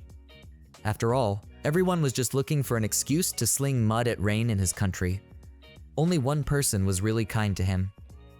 However, the girls accepted him as a member of the family. The boy claimed that it was enough for him that they ate good food and laughed together. And before Rain could finish speaking, Kiri pounced on him with tears. She clutched the boy to her chest and felt sorry for how much he had to go through. The girls said that Rain might not be able to hold back and cried. But Rain was only in pain and couldn't breathe at all. At this moment, the guy remembered that he wanted to ask the girls something else. He wondered why there were only girls left in the village. Such a question took the girls by surprise. They looked at each other and decided to tell Rain. The girls explained that more than half of the men had died because of the demon attack, and the remaining villagers, fearing another attack, had decided to leave the village. That was when the tragedy occurred. Some of the men conspired to steal supplies from the village and then made a hasty escape. Aria explained that it was because of this that she couldn't trust Rain right away. Rain, on the other hand, understood. After all, anyone would be careful with strangers. At that moment, a joyful Lin appeared. She began to praise Rain for the stunning house and the large number of rooms, as well as the second floor. Kiri realized that Lin was being a bully again and decided to scold her for it. Lin, however, admitted that she was just bored while talking about serious topics, and so that Kiri did not hit her again. The girl shouted her catchphrase, "I'm against violence." Rain at this point offered to show the girls the house. He had tried his best, so he asked them to appreciate his work. The girls started walking down the hallway and looking at each room. They praised Rain for the work he had done and could not get enough of the house. Rain explained that he had made the house bigger so that more rooms could be created. That way, each of the girls could choose any room they liked. The girls were amazed at such work by Rain and realized that magic is amazing after all. At some point, Rain led Milia to the locker room, and then they entered the main room. It was the bathtub. Seeing it, Milia was dumbfounded. Rain explained that he had just remodeled the bathtub. After all, the old bathtub had many flaws. When Rain returned to the living room, he was greeted by Lin and asked him to go with her to see the second floor. When everyone went up to the second floor, Rain said that he had added 2 rooms on the second floor. The first room is the library. This kind of news affected Tsui and Lin a little bit. Tsui was simply delighted, but Lin was clearly not a fan of books. Rain explained that the library had many books about studying magic, and they were all on the shelves. That was when Tsui decided that she would live right here in the library.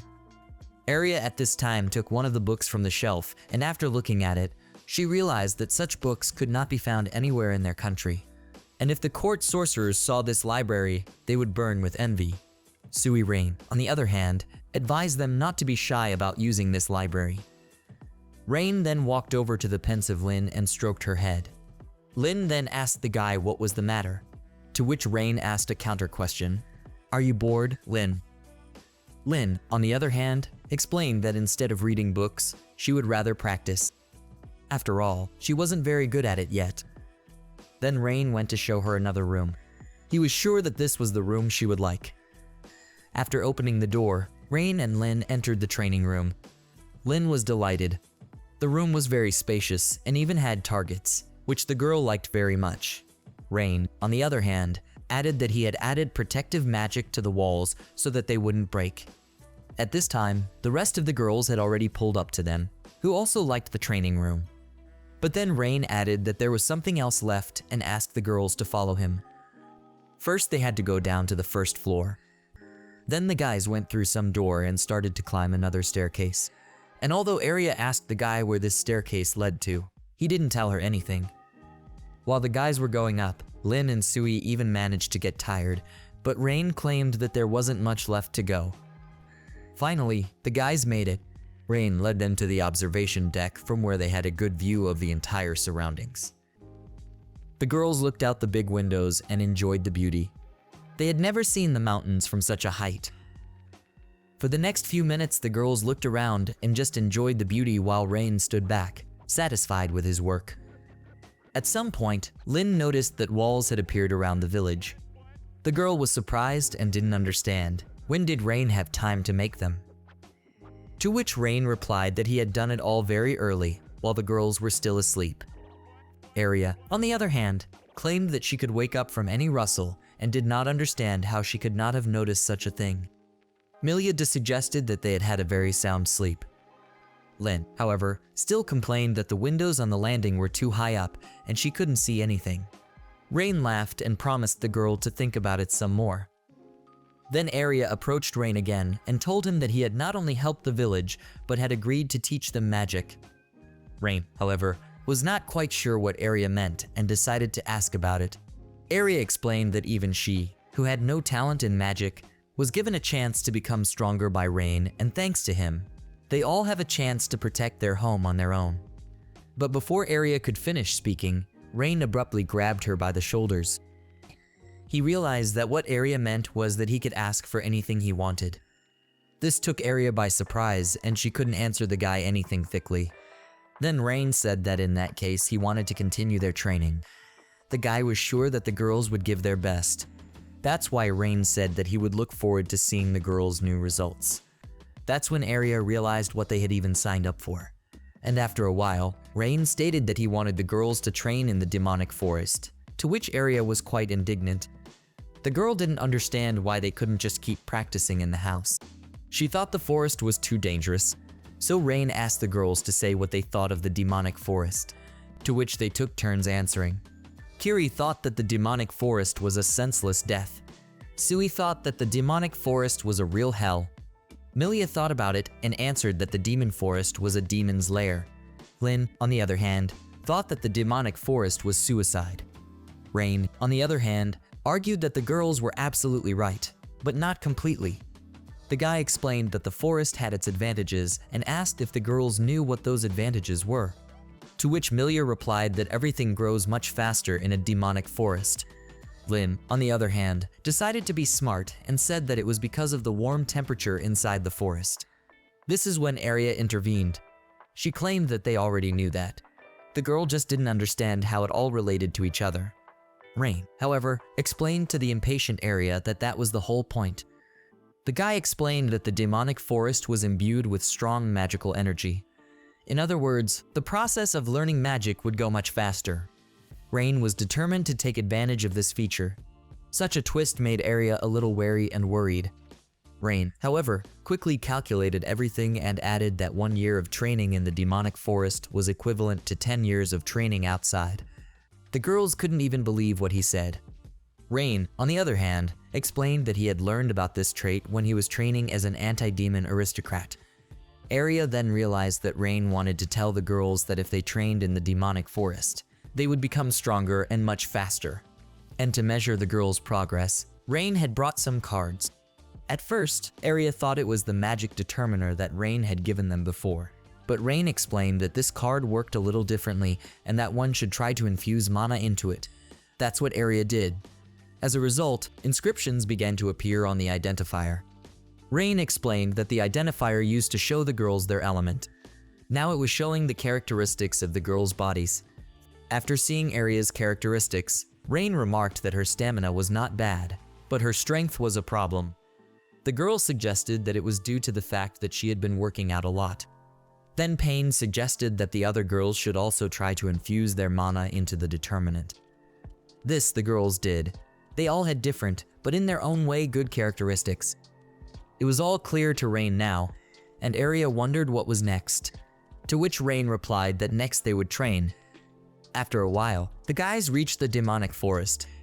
The girls couldn't believe that they had really come to it. They were all quite frightened. Then Rain decided to show them some examples and asked them to watch carefully. Now the guy was demonstrating a body-strengthening spell that increased physical abilities. However, Rain added that the longer the girls used this spell, the more strength they would need to maintain it. The guy claimed that with body strengthening, the girls would even be able to overpower an unstrength demon. Rain then began to explain something else to the girls. He found medicinal herbs that only grow in demonic forests and touched them with his hand. Rain claimed that these plants should be gathered together. Kiri was interested in this gathering and inquired if these plants could not simply be picked, to which Rain replied that by using a gathering spell, the freshness of the plant could be preserved forever. Besides, if you just pick this plant, it would lose most of its healing properties. Also, the guy added that one should store this plant in a safe place. Thus, if you keep it in an ordinary bottle, it can easily break. But if you use a reinforcement spell on the bottle, you can no longer break it so easily. Rain told the interested girls that if they found it and brought it home, their training would be over. It all seemed to sound easy. But suddenly, Rain noticed Aria's strange face. The girl confessed that she thought Rain would have them kill some powerful demon. Rain was surprised to hear that and asked if she thought he was a monster. Rain realized that it would be too dangerous for the girls now. Aria then asked if they needed to fight, to which Rain replied that the girls needed to increase their supply of magic power first. After all, demons could also become stronger by increasing their mana reserve. Rain took wolves as an example. They have about 10 units of mana. Rain argued that Aria only had 3 units of mana at the moment, and to deal with the wolves she needed at least 7 units. Then Milia asked why not just practice. For example, to train their muscles. But Rain explained to the one that it wouldn't help. After that, the guy suggested that the girls should start searching for the cherished plant, and if they met a demon, they should immediately run away. Rain argued that the girls would not be able to handle the demons now and remarked that they were now more tired than usual. That's when the girls realized that they were really very tired, even though they had done almost nothing. Rain explained that the further the girls went into the forest, the more the magical power of the forest would be pressed upon them, and if one reached the center of the forest at all, one might even die from the intense pressure. That was why the girls were so exhausted right now. The guy was trying to convey to them that they needed to get used to such a great pressure of the forest to begin with. It was here that the badly tired Lin realized that the teaching would be far from easy. At this time, Rain added that based on everything he had said, it could be concluded that it would be better for the girls not to go deep into the forest. So Lin, who had wanted so badly to go exactly deep into the forest, had now already promised that she wouldn't go anywhere. At this moment, Rain thought for a bit and realized that the demon forest could be considered a dungeon. Lin, who didn't understand much right now, asked Rain for more details on the topic. Then Rain told the girls that he had been to the demonic forest once before. And walking through the jungle, the guy came across a volcano, and walking a little further, Rain came across a desert. Because either way, the demonic forest is a very strange place. Hearing such a story, Lin and Sui felt as if they had regained their strength. They wanted to go to the demonic forest again because they found it very interesting from Rain's story. But Rain didn't think so. He tried to convey to the girls that going through the forest and suddenly falling into a precipice without noticing the precipice was not very interesting. When you're constantly being hunted by demons, it's not very interesting. When you don't eat or sleep for days, it's not very interesting. When you're trying to find a place just to get some rest, it's not very interesting. That's when Lin took back her words. After all the explanations, Rain decided to leave the girls alone to start searching for healing herbs. After a while, there were many jars of healing herbs on the table in the girls' ancestral home. Rain showed Kiri such a spell as extraction using one of the plants as an example. The boy explained to the delighted Kiri that the juice of healing plants could be extracted with this spell. Then the girl, taking the flask and scrutinizing it, inquired how to use this juice, to which Rain gave the example that the juice could be used instead of fertilizer. Kiri found such an example funny. The girl even thought that Rain was just joking. That's when Rain realized that the girls could already move on to the next step in their training, but he also realized that they were not working well separately. Therefore, Rain contemplated the idea of combining from. In the end, the lad decided to do so and saw fit to assign roles to the girls. The girls didn't understand what he was talking about at first, but Rain explained that he wanted to give each one a role so she would know what she should do in the group. The guy claimed that when the girls become stronger, certain characteristics and will develop better than the rest. Rain also added that when training in the demonic forest, the girls should consider each girl's strengths. For example, Arya would fit the role of a tank, and Lin the role of a scout or scout. After explaining this to the girls, he asked them if they understood what he was even talking about. Arya then objected. She claimed that she was already the village head. Lin, on the other hand, took Rain's words to mean that she just needed to climb a tree and survey the area. But this was the kind of work she really liked. Rain then proceeded to assign roles for the girls. He claimed that Tsuihou could support the others with her magic, and Kiri could help the girls with potions and gather materials. Finally, it was Milia's turn. Rain firmly stated that Milia would fit the role of a healer. The others were happy that Milia had been assigned this role by Rain. After all, the role of a healer is very useful, and with Milia's healing, one would not have to worry about wounds. Even though Milia had agreed to take on such a role, the girl's face was sad for some reason. One day, Rain returned home extremely tired and exhausted. He was met by Kiri, who noticed that he was tired and offered him tea. Rain took a sip. He liked the tea very much, so he asked what kind of tea was it. To which Kiri replied that she had brewed a medicinal herb from the demonic forest. The girl also said that she learned in a book that these herbs help relieve fatigue.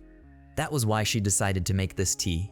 Satisfied and cheerful, Rain suggested that in that case, she should gather more of these herbs next time. Later, the boys went to practice. Today, it was held outside. Kiri decided to ask Rain how they were doing, to which the guy replied that his students had clearly gotten better. Tsuihou was trying her hand at water magic. The girl was doing well and was free to control it, but not for long. In the end, all the water in the air poured down on Tsuihou. Lin was not wasting time at this time either. She was practicing her earth control magic, but something went wrong and she found herself under a mountain of earth. But it wouldn't stop. Rain advised Lin to stop the flow of mana and then take a bath. Kiri, on the other hand, noticed a pattern in Lin. She realized that the stronger Lin became, the stranger her mistakes became. At this moment, Arya was also practicing her skills and asked Rihanna to look at the result. The satisfied girl said that after practicing, she was able to crush a rock, and she seemed to have learned how to use body strengthening. But Rain claimed that Arya should train magic, not muscles. But even what Arya did was still incredible. Kiri also decided to train herself. In the end, she managed to make one potion. She gave it to Rain to evaluate her work and began to worry about the result. Rain carefully began to compare his potion and Kiri's potion. In the end, Kiri's potion was certainly different from Rain's potion, and Kiri's volume was smaller. Kiri was completely upset by these results. She thought that her potion was no good. But Rain claimed that he was surprised that Kiri was able to achieve such results in such a short time.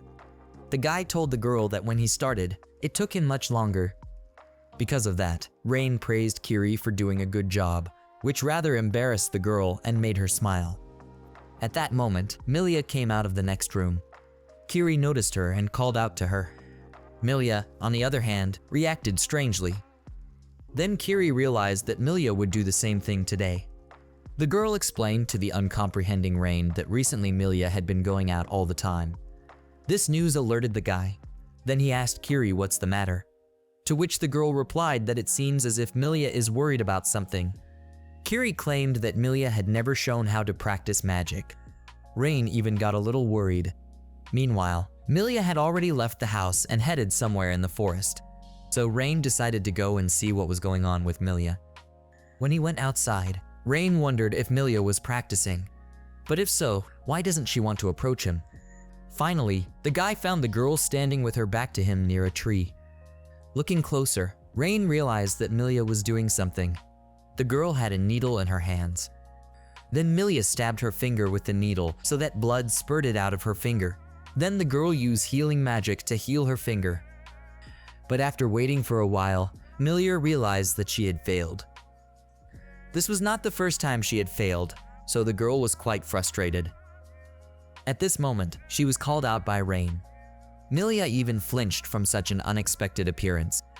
Rain first decided to apologize to Milia for following her without permission. The guy just wanted to tell Milia that she could tell him if she had any problems. Then Milia told him that she was having trouble using healing magic. The girl claimed that the problem was that it was only hers, and even the priest didn't know what was wrong. Afterwards, Milia asked the guy if she had told him that she couldn't use magic. This is also the case with healing magic. The girl claimed that to learn how to use it, you have to be trained in the church, and they spend a lot of money on it. However, no matter how much Milab was instructed, she failed. Eventually, the priest gave up trying to help Milab. Besides, at that time Milia was an aristocrat, and her family turned their backs on her. Thus, the girl began to live in this village. Finally, after hearing the whole story, Rain realized what the matter was. Sad Milia, on the other hand, added that seeing how the others were trying, she too decided to try again. The girl claimed that she had studied all the books about magic in the library. However, nothing ever worked. Milia explained that her magic activates but nothing happens. Then Rain thought about Milia's last words about magic being activated, but the wound not being healed. Milia, on the other hand, with tears in her eyes, but with a smile on her face, said that she couldn't help Rain there in the demonic forest. The girl felt that she would only be a hindrance to everyone. But Rain believed that this was not the case at all. He claimed that he would teach magic to everyone and Milia would be no exception. Rain decided not to question Milib about the past, but he did ask Milia to understand that he was not like that priest. Also, Rain added with a smile on his face that he had an idea how he could help that one. Hearing that, Milia seemed to blossom. Rain decided not to delay and started. To begin with, he lifted the sleeves of his shirt for some reason. Then the guy used magic to cut his hand so that quite a lot of blood spurted out. Seeing this, Milia was horrified and didn't understand why the guy did this. So, why would Rain cut his own hand? Milia immediately jumped to her feet and started thinking about what to do, because the wound was very deep. The girl decided that she should return home soon. But Rain argued that there was simply no point in going home and Milia should heal the wound herself. But Milia didn't understand at all how she could do that. Then Rain suggested that the girl heal this wound with the help of healing magic. But Milia claimed that it was impossible and repeated that she could not heal. Rain argued that Milia was wrong. Milia didn't know what he was talking about. Then Rain asked her if she knew how wounds heal. Milia tearfully replied that she did not know that, for she was not a healer. The girl only repeated that she should run home soon. Rain, on the other hand, argued that that was the problem, but Milia didn't understand what the guy was getting at. Rain explained that in the healing spell, you have to clearly visualize how the cells regenerate, and the wound will heal. Rain also reminded the girl that one must clearly visualize the image of how the wound will heal. Milia listened to Rain and decided to try healing it again. The girl pointed her hands at Rain's wound and began to try to heal it. Rain, on the other hand, advised Milia to visualize the blood covering the wound and form a clear image in her head. Milia obeyed her boyfriend and did as he told her. Rain, however, added that the girl needed to make the blood curdle and repair the cells, and if she could do that, the wound would immediately disappear. But no matter how hard Milia tried, she couldn't imagine the wound healing. The girl was already starting to panic, for the blood from the guy's wound kept whipping. Then Rain, looking at the panicking Milia, asked her to calm down, and then try again. Milia closed her eyes and realized that Rain believed in her, therefore she shouldn't panic. And when Milia tried again, the blood began to clot and the wound began to heal. Milia had finally succeeded. And suddenly, a bright light began to emanate from Rain's hand. In a moment, there wasn't even a scratch on the guy's hand. Rain was glad that Milia had succeeded. He had proved to her that there was nothing difficult about it. But no sooner had the guy finished speaking than Milia pounced on him with a hug. The girl said she was very worried. With tears in her eyes, she asked Rain not to do it again, even though she had asked him to teach him magic. Rain realized his mistake and felt it necessary to apologize to Milia. After a while, when the sun was already on the horizon, the boys decided to eat. Still offended, Milia served Rain the food on the table. He thanked her and remarked that everything looked delicious. Lin noticed that something was wrong with Rain and asked about it, but the latter claimed that he was fine. Kiri also seemed to think that something was wrong with Rain after all. The girl even assumed that the guy had done something wrong again. Rain, on the other hand, was only thinking that Milia was still mad at him and he should apologize to her again, but later.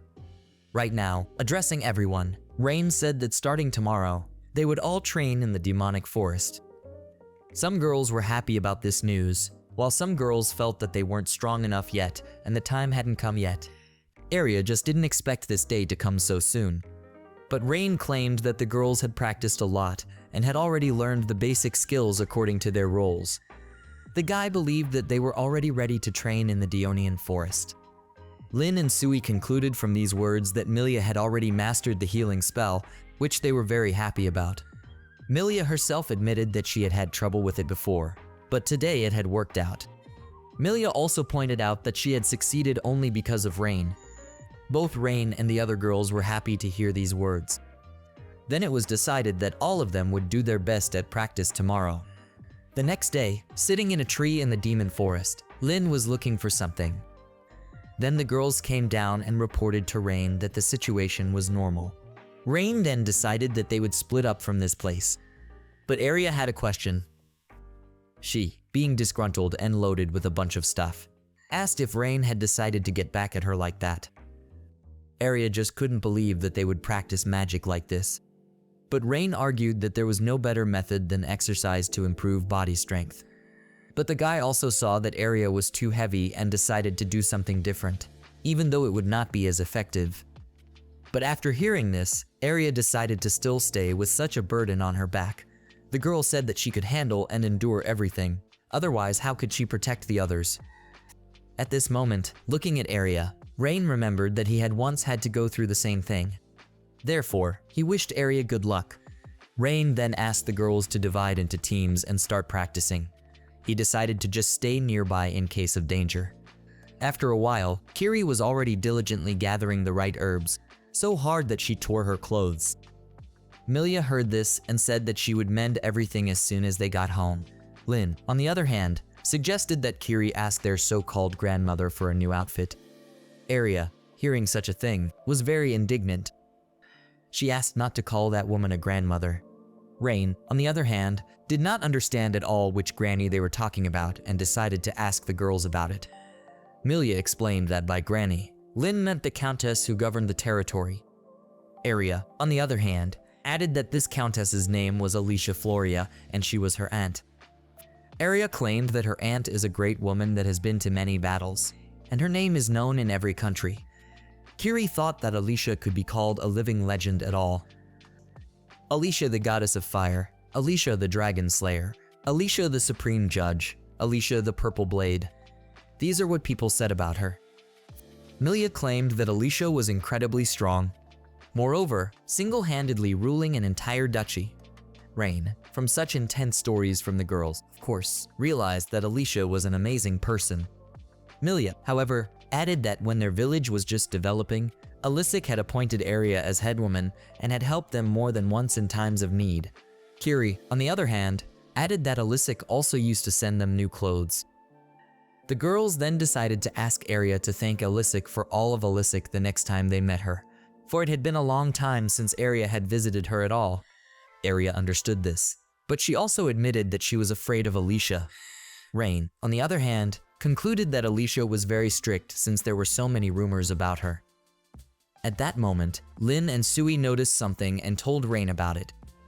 Rain looked in the direction the girls were pointing and saw some rather unusual trees. He said he would go ahead and told the others to follow him.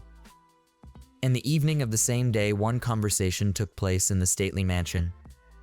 A woman learned from her subordinate that there were only 5 girls living in the village, which she was very indignant about. She ordered her to immediately prepare a carriage for her and go to that village. But her subordinate asked her to reconsider and argued that she did not have to go there personally, as she could send a messenger. In response to these words, a knife flew at the guy. That woman turned out to be Duchess Alicia Floria, who claimed that her favorite niece was in that village. In that case, the lad said he would make all the arrangements. Alicia added that she would tear him to pieces if such a thing happened again.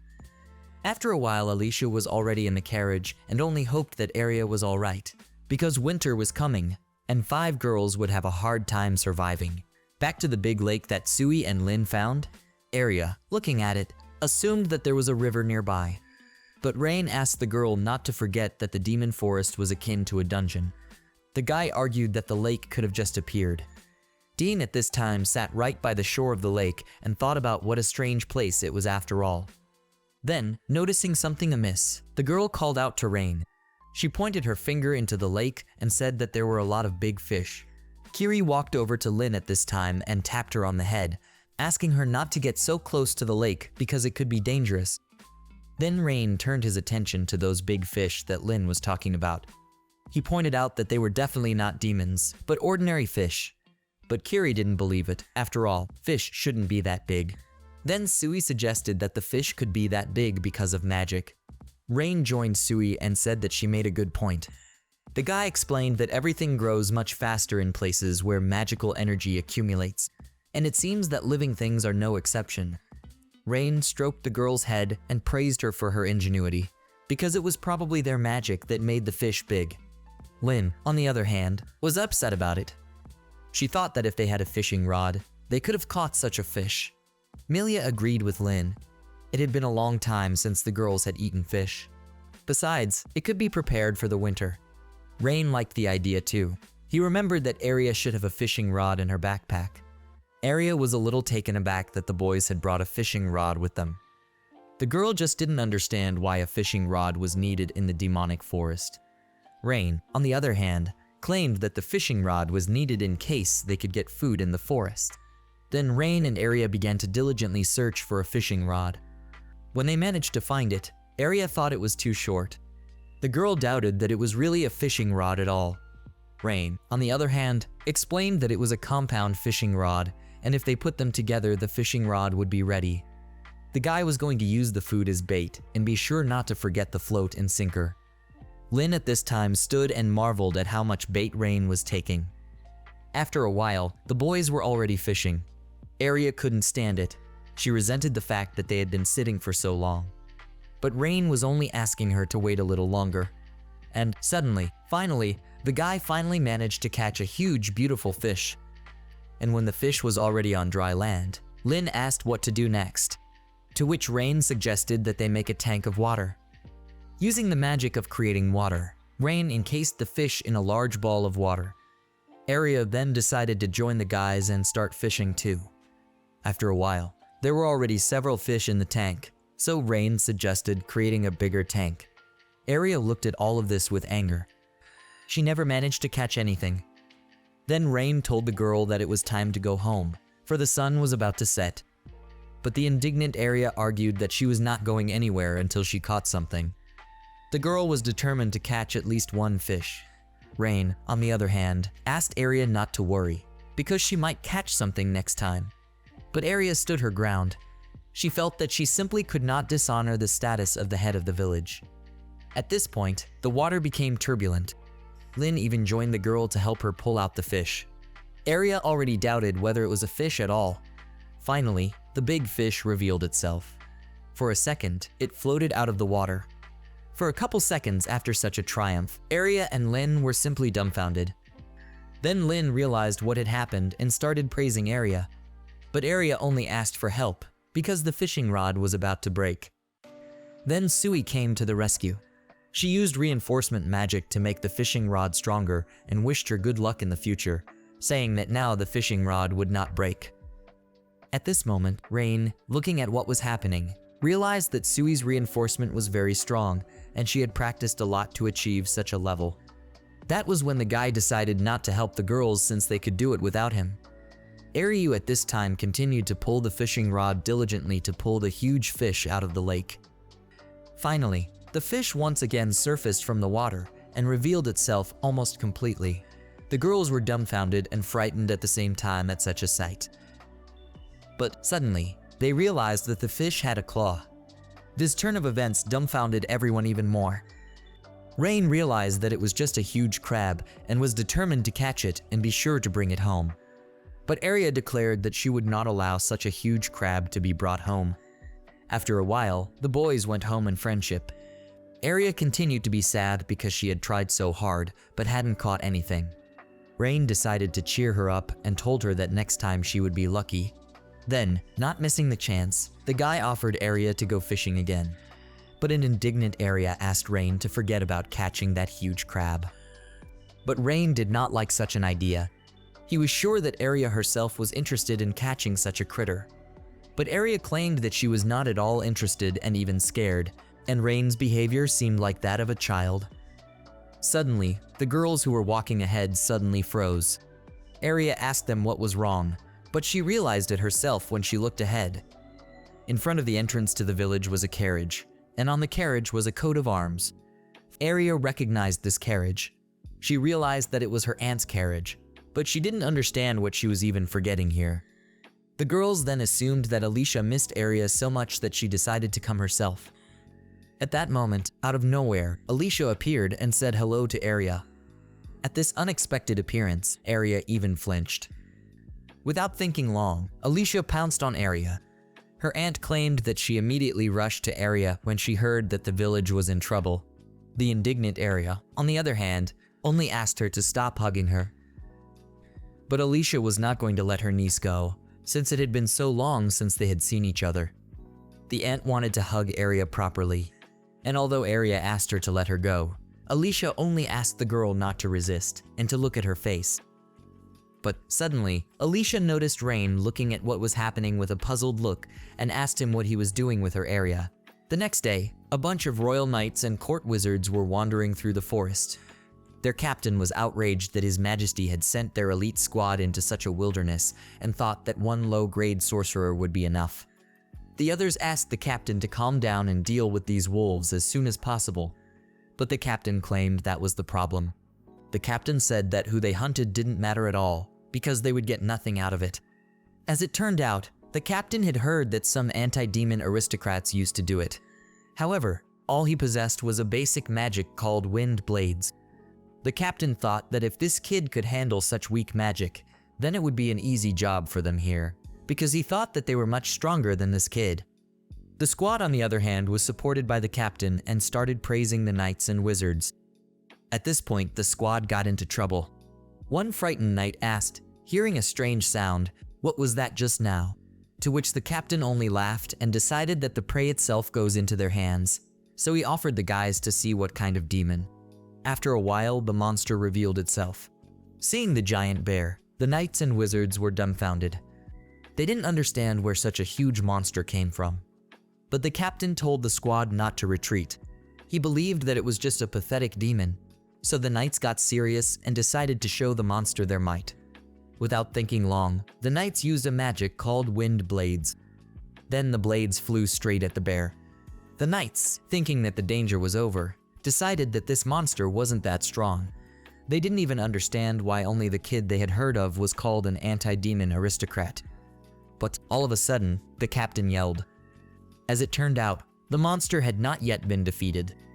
This interested the captain, and he realized that the squad would have to make a little more effort. But suddenly, he shouted for the entire squad to stand their ground. The captain wanted to deal with this demon himself, so he used a magic trick called the Great Storm of Blades. That's when the squad realized that the captain was getting serious. But they were sure that such an attack by their captain would leave the monster with no bones.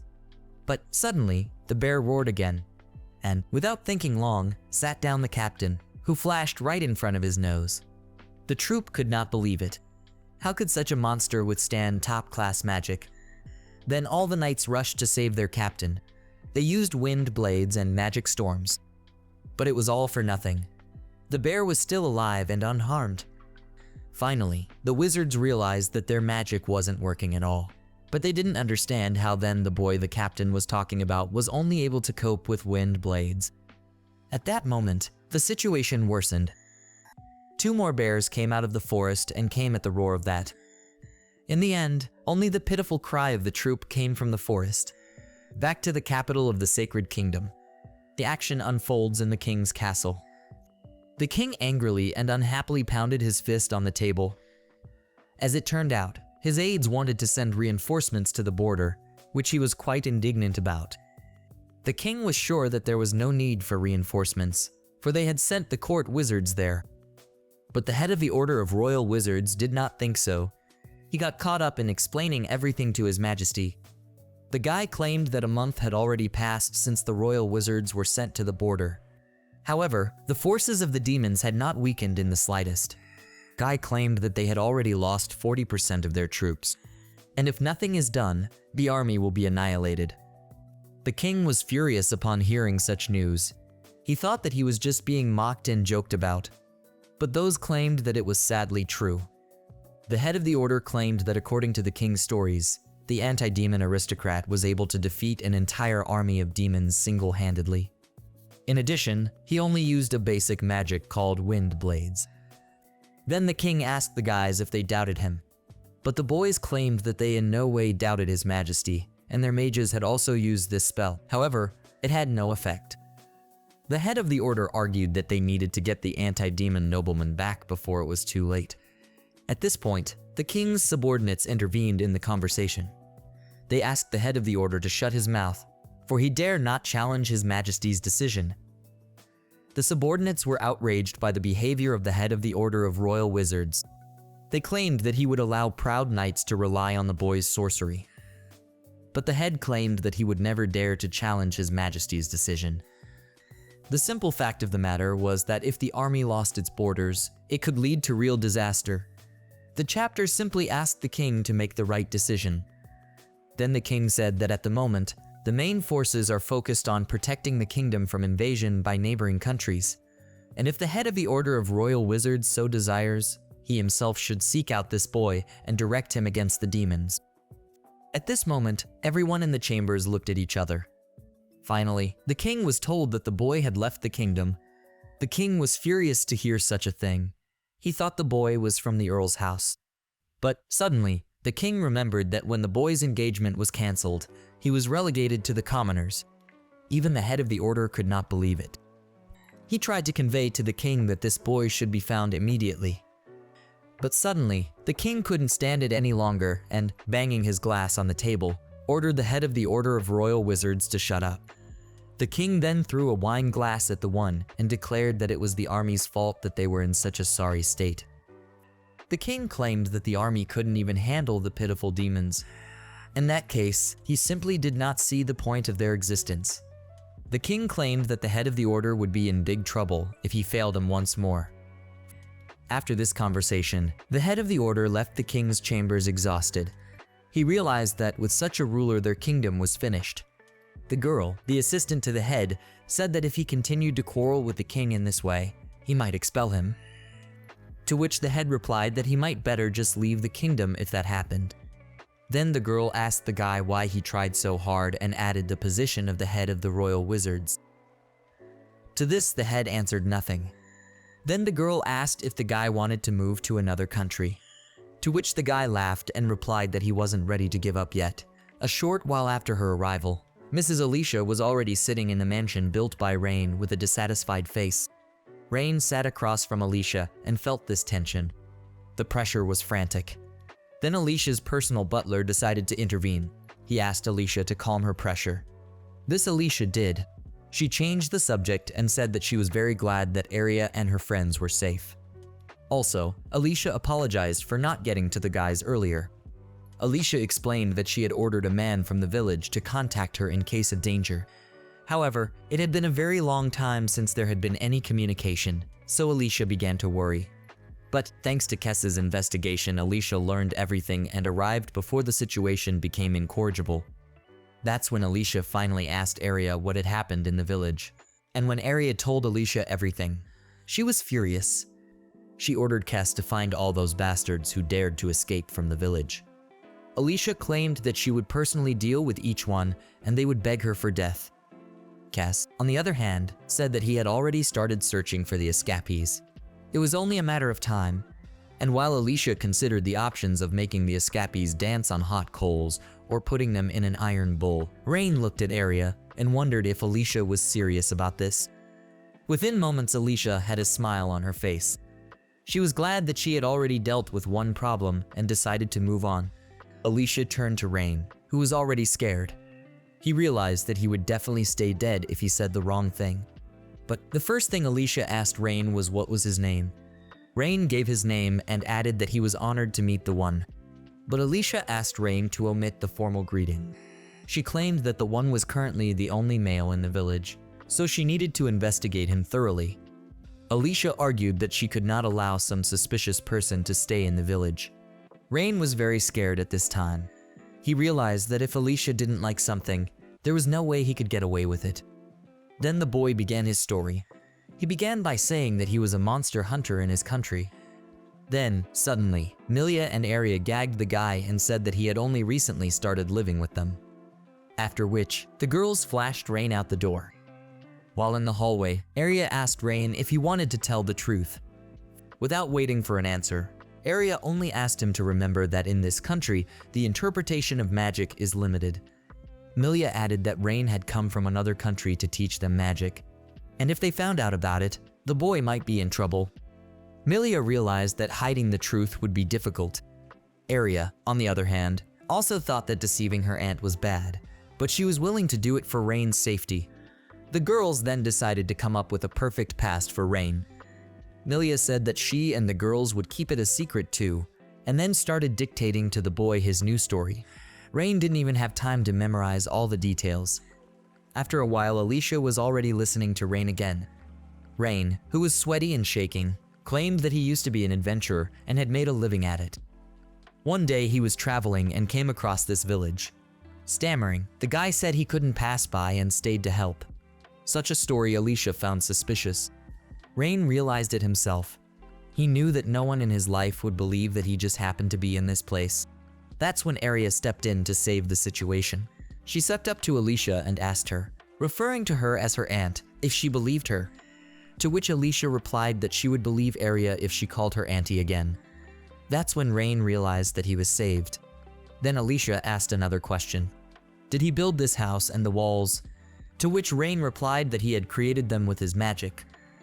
Based on Rain's words, Alicia realized that such magic also existed. Then Aria intervened again.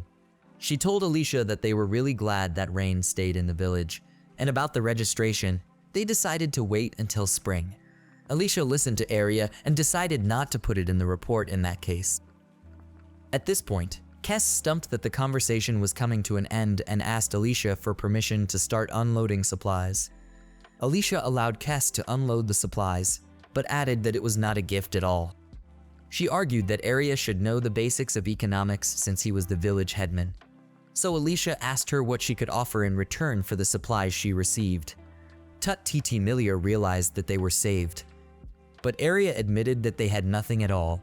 Milia added that after the recent monster attack, they had lost almost everything. The girls then began to whisper and discuss what they could give Alicia in return for supplies. Rain suggested giving the magic stones that they had collected from the demons, and Aria supported this idea. Milia, on the other hand, added that they could also offer some vegetables. To which Kes replied that vegetables were quite a valuable resource, as winter was near and the new harvest was still a long way off. After a while, the table was full of resources that the boys were willing to exchange for Alicia's supplies. Milia even apologized to Alicia and explained that this was all they could offer her for now. Alicia had not seen such quality stones for a long time, so she wondered if the boys had mined the stones themselves. But suddenly, Alicia saw something even more valuable. It was the potion that Rain was preparing. After a while, Alicia decided that she wanted to buy all of the boys' supplies.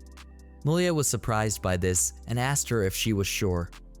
To which Alicia replied that she was sure because those showed her very good supplies. Rain helped Kes to pack everything and take it to the carriage. The girls were still talking to Alicia. They could not believe that such small supplies could pay for all of Alicia's help. But Alicia argued that if Aria showed her all her love for her aunt, it would be enough. A confused Aria, on the other hand, indignantly asked Alicia what she was carrying. Then the girl turned to Milia to support her, but Milia only showed her a heart. That's when Aria realized Milia is a traitor. Aria realized that she had no choice, and she turned to her aunt and said that she would be very happy if she bought all the supplies from her. Such a request pleased Alicia too much. It was then that shouts of joy were heard throughout the house.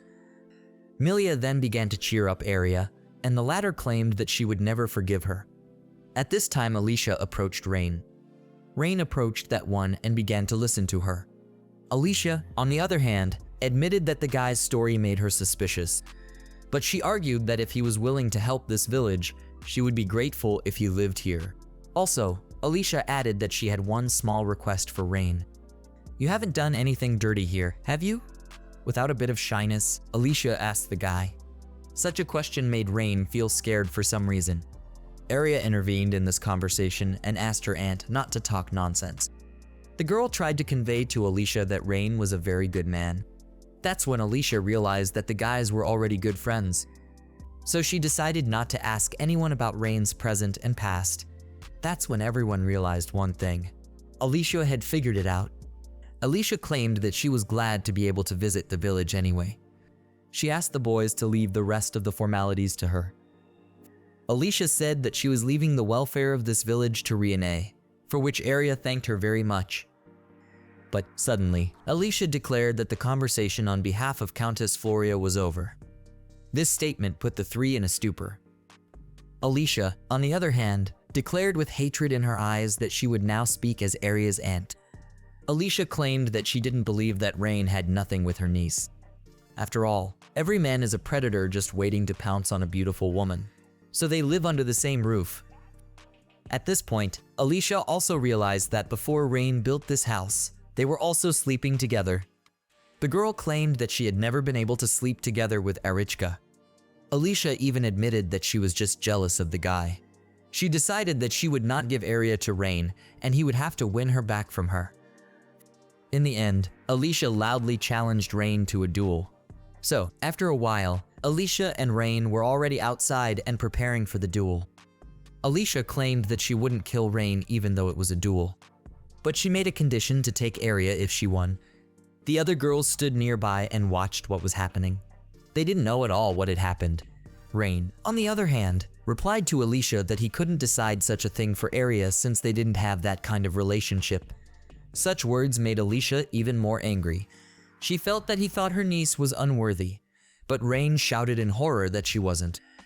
In that case, Alicia asked Rain to tell her why Aria is cute. He has 500 words for that.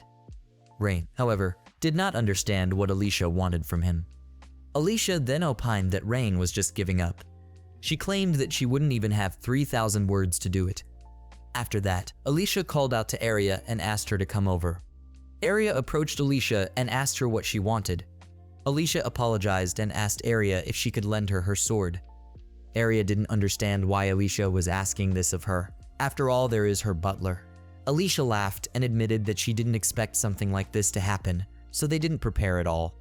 Besides, her blade was not something Alicia was willing to use here. At this moment, Rain realized, even though he had noticed it long ago, that there was simply frantic magic emanating from the Countess's sword. Finally, Alicia was given the sword and waving it. The girl declared that the rules were simple. The loser is the one who surrenders or is unable to continue the fight. Also, Alicia added that body strengthening could also be used. Rain understood everything and set up for the duel.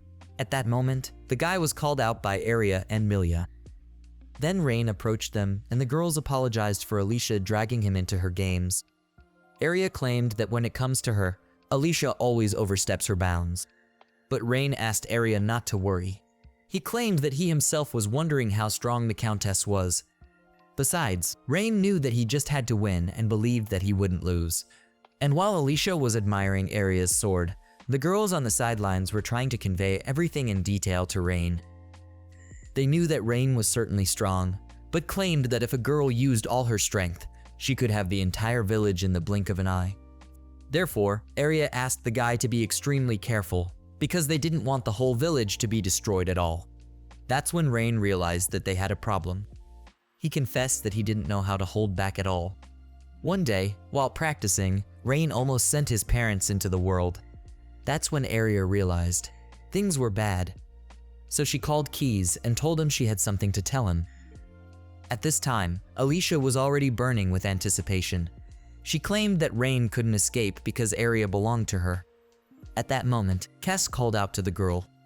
Alicia nervously turned around and asked what he wanted, and could he see that she was not in the mood right now. Kes, on the other hand, only asked to leave this duel to him. Alicia was interested in such a suggestion and asked why Kes wanted to do so. To which Kes replied that she herself was well aware that Rihanna could not defeat her. Therefore, Kes asked that Alicia be allowed to be replaced for the safety of Rain. Kes argued that outside observation should be enough if Alicia wanted to see what Rain was capable of. Finally, Kes managed to convince Alicia, for which he thanked her of course. Also, Kes added that he was a bit worried, since Rain had been living with Area and her friends for a long time. And if Alicia started bullying Rain, what would Area think about it? Alicia even imagined this situation in her head as Area says she hates her. After all the manipulations, Kes asked Alicia again if she still wanted to fight Rain, to which she depressedly replied that she definitely couldn't stand such a thing. Area realized that Kes had succeeded in persuading Alicia not to fight Rain, for which she thanked him. After a while, the sword was already in Kes's hands. Area at this time supported Rain as best she could and said that it would not be difficult to try. But Rain, holding a knife in his hands, claimed that he was not used to using weapons at all, so it would not be easy for him.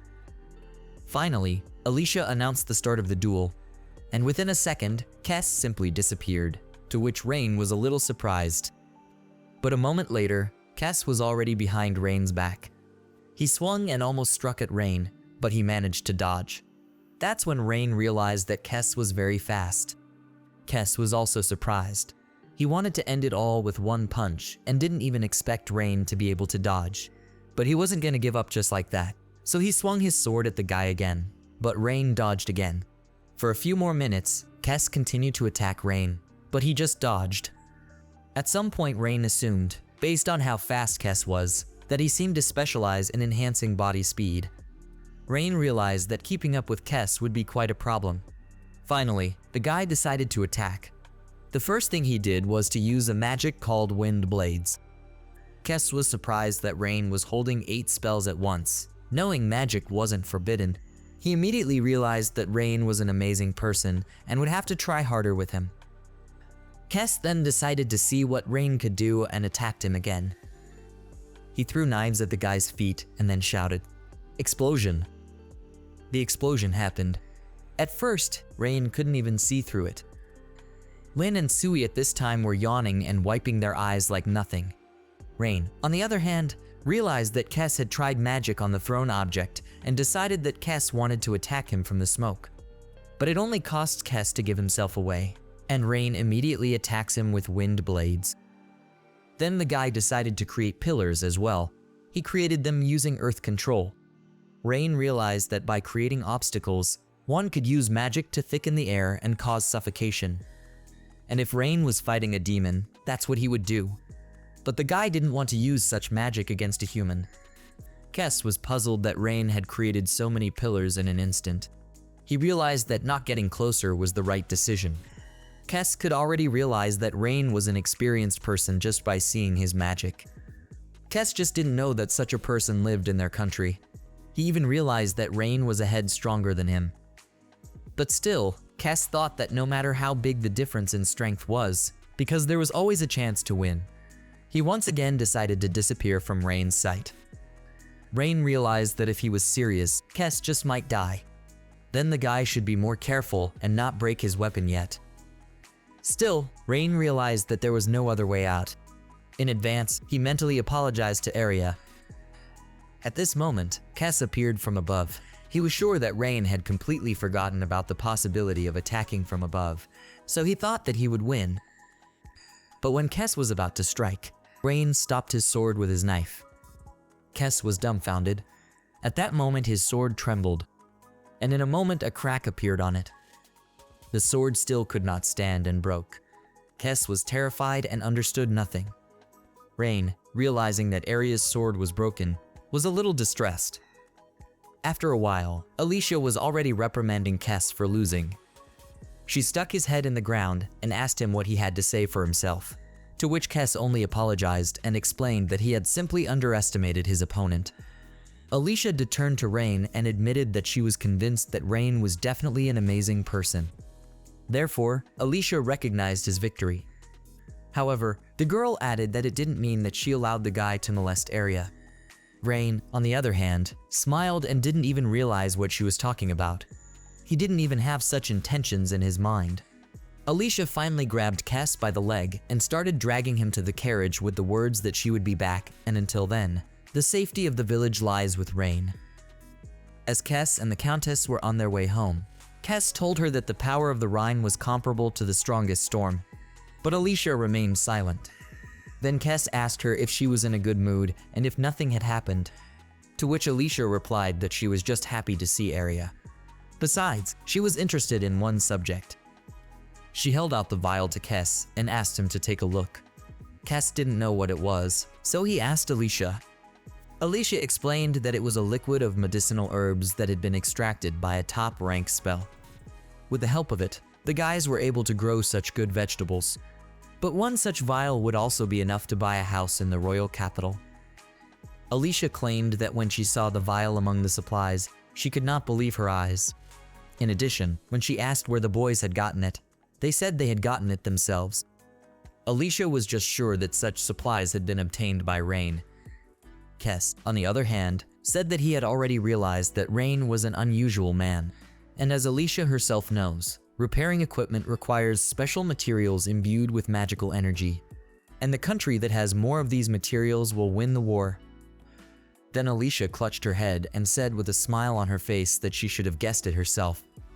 The girl only now realized that Rain was too strong for their lands, so she was sure that the guy came from a neighboring country.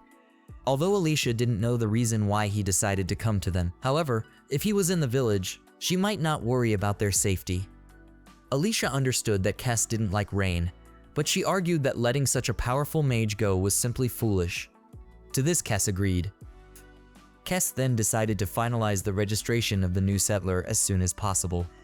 But Alicia asked him to take his time, because this village was extremely difficult to find anyway.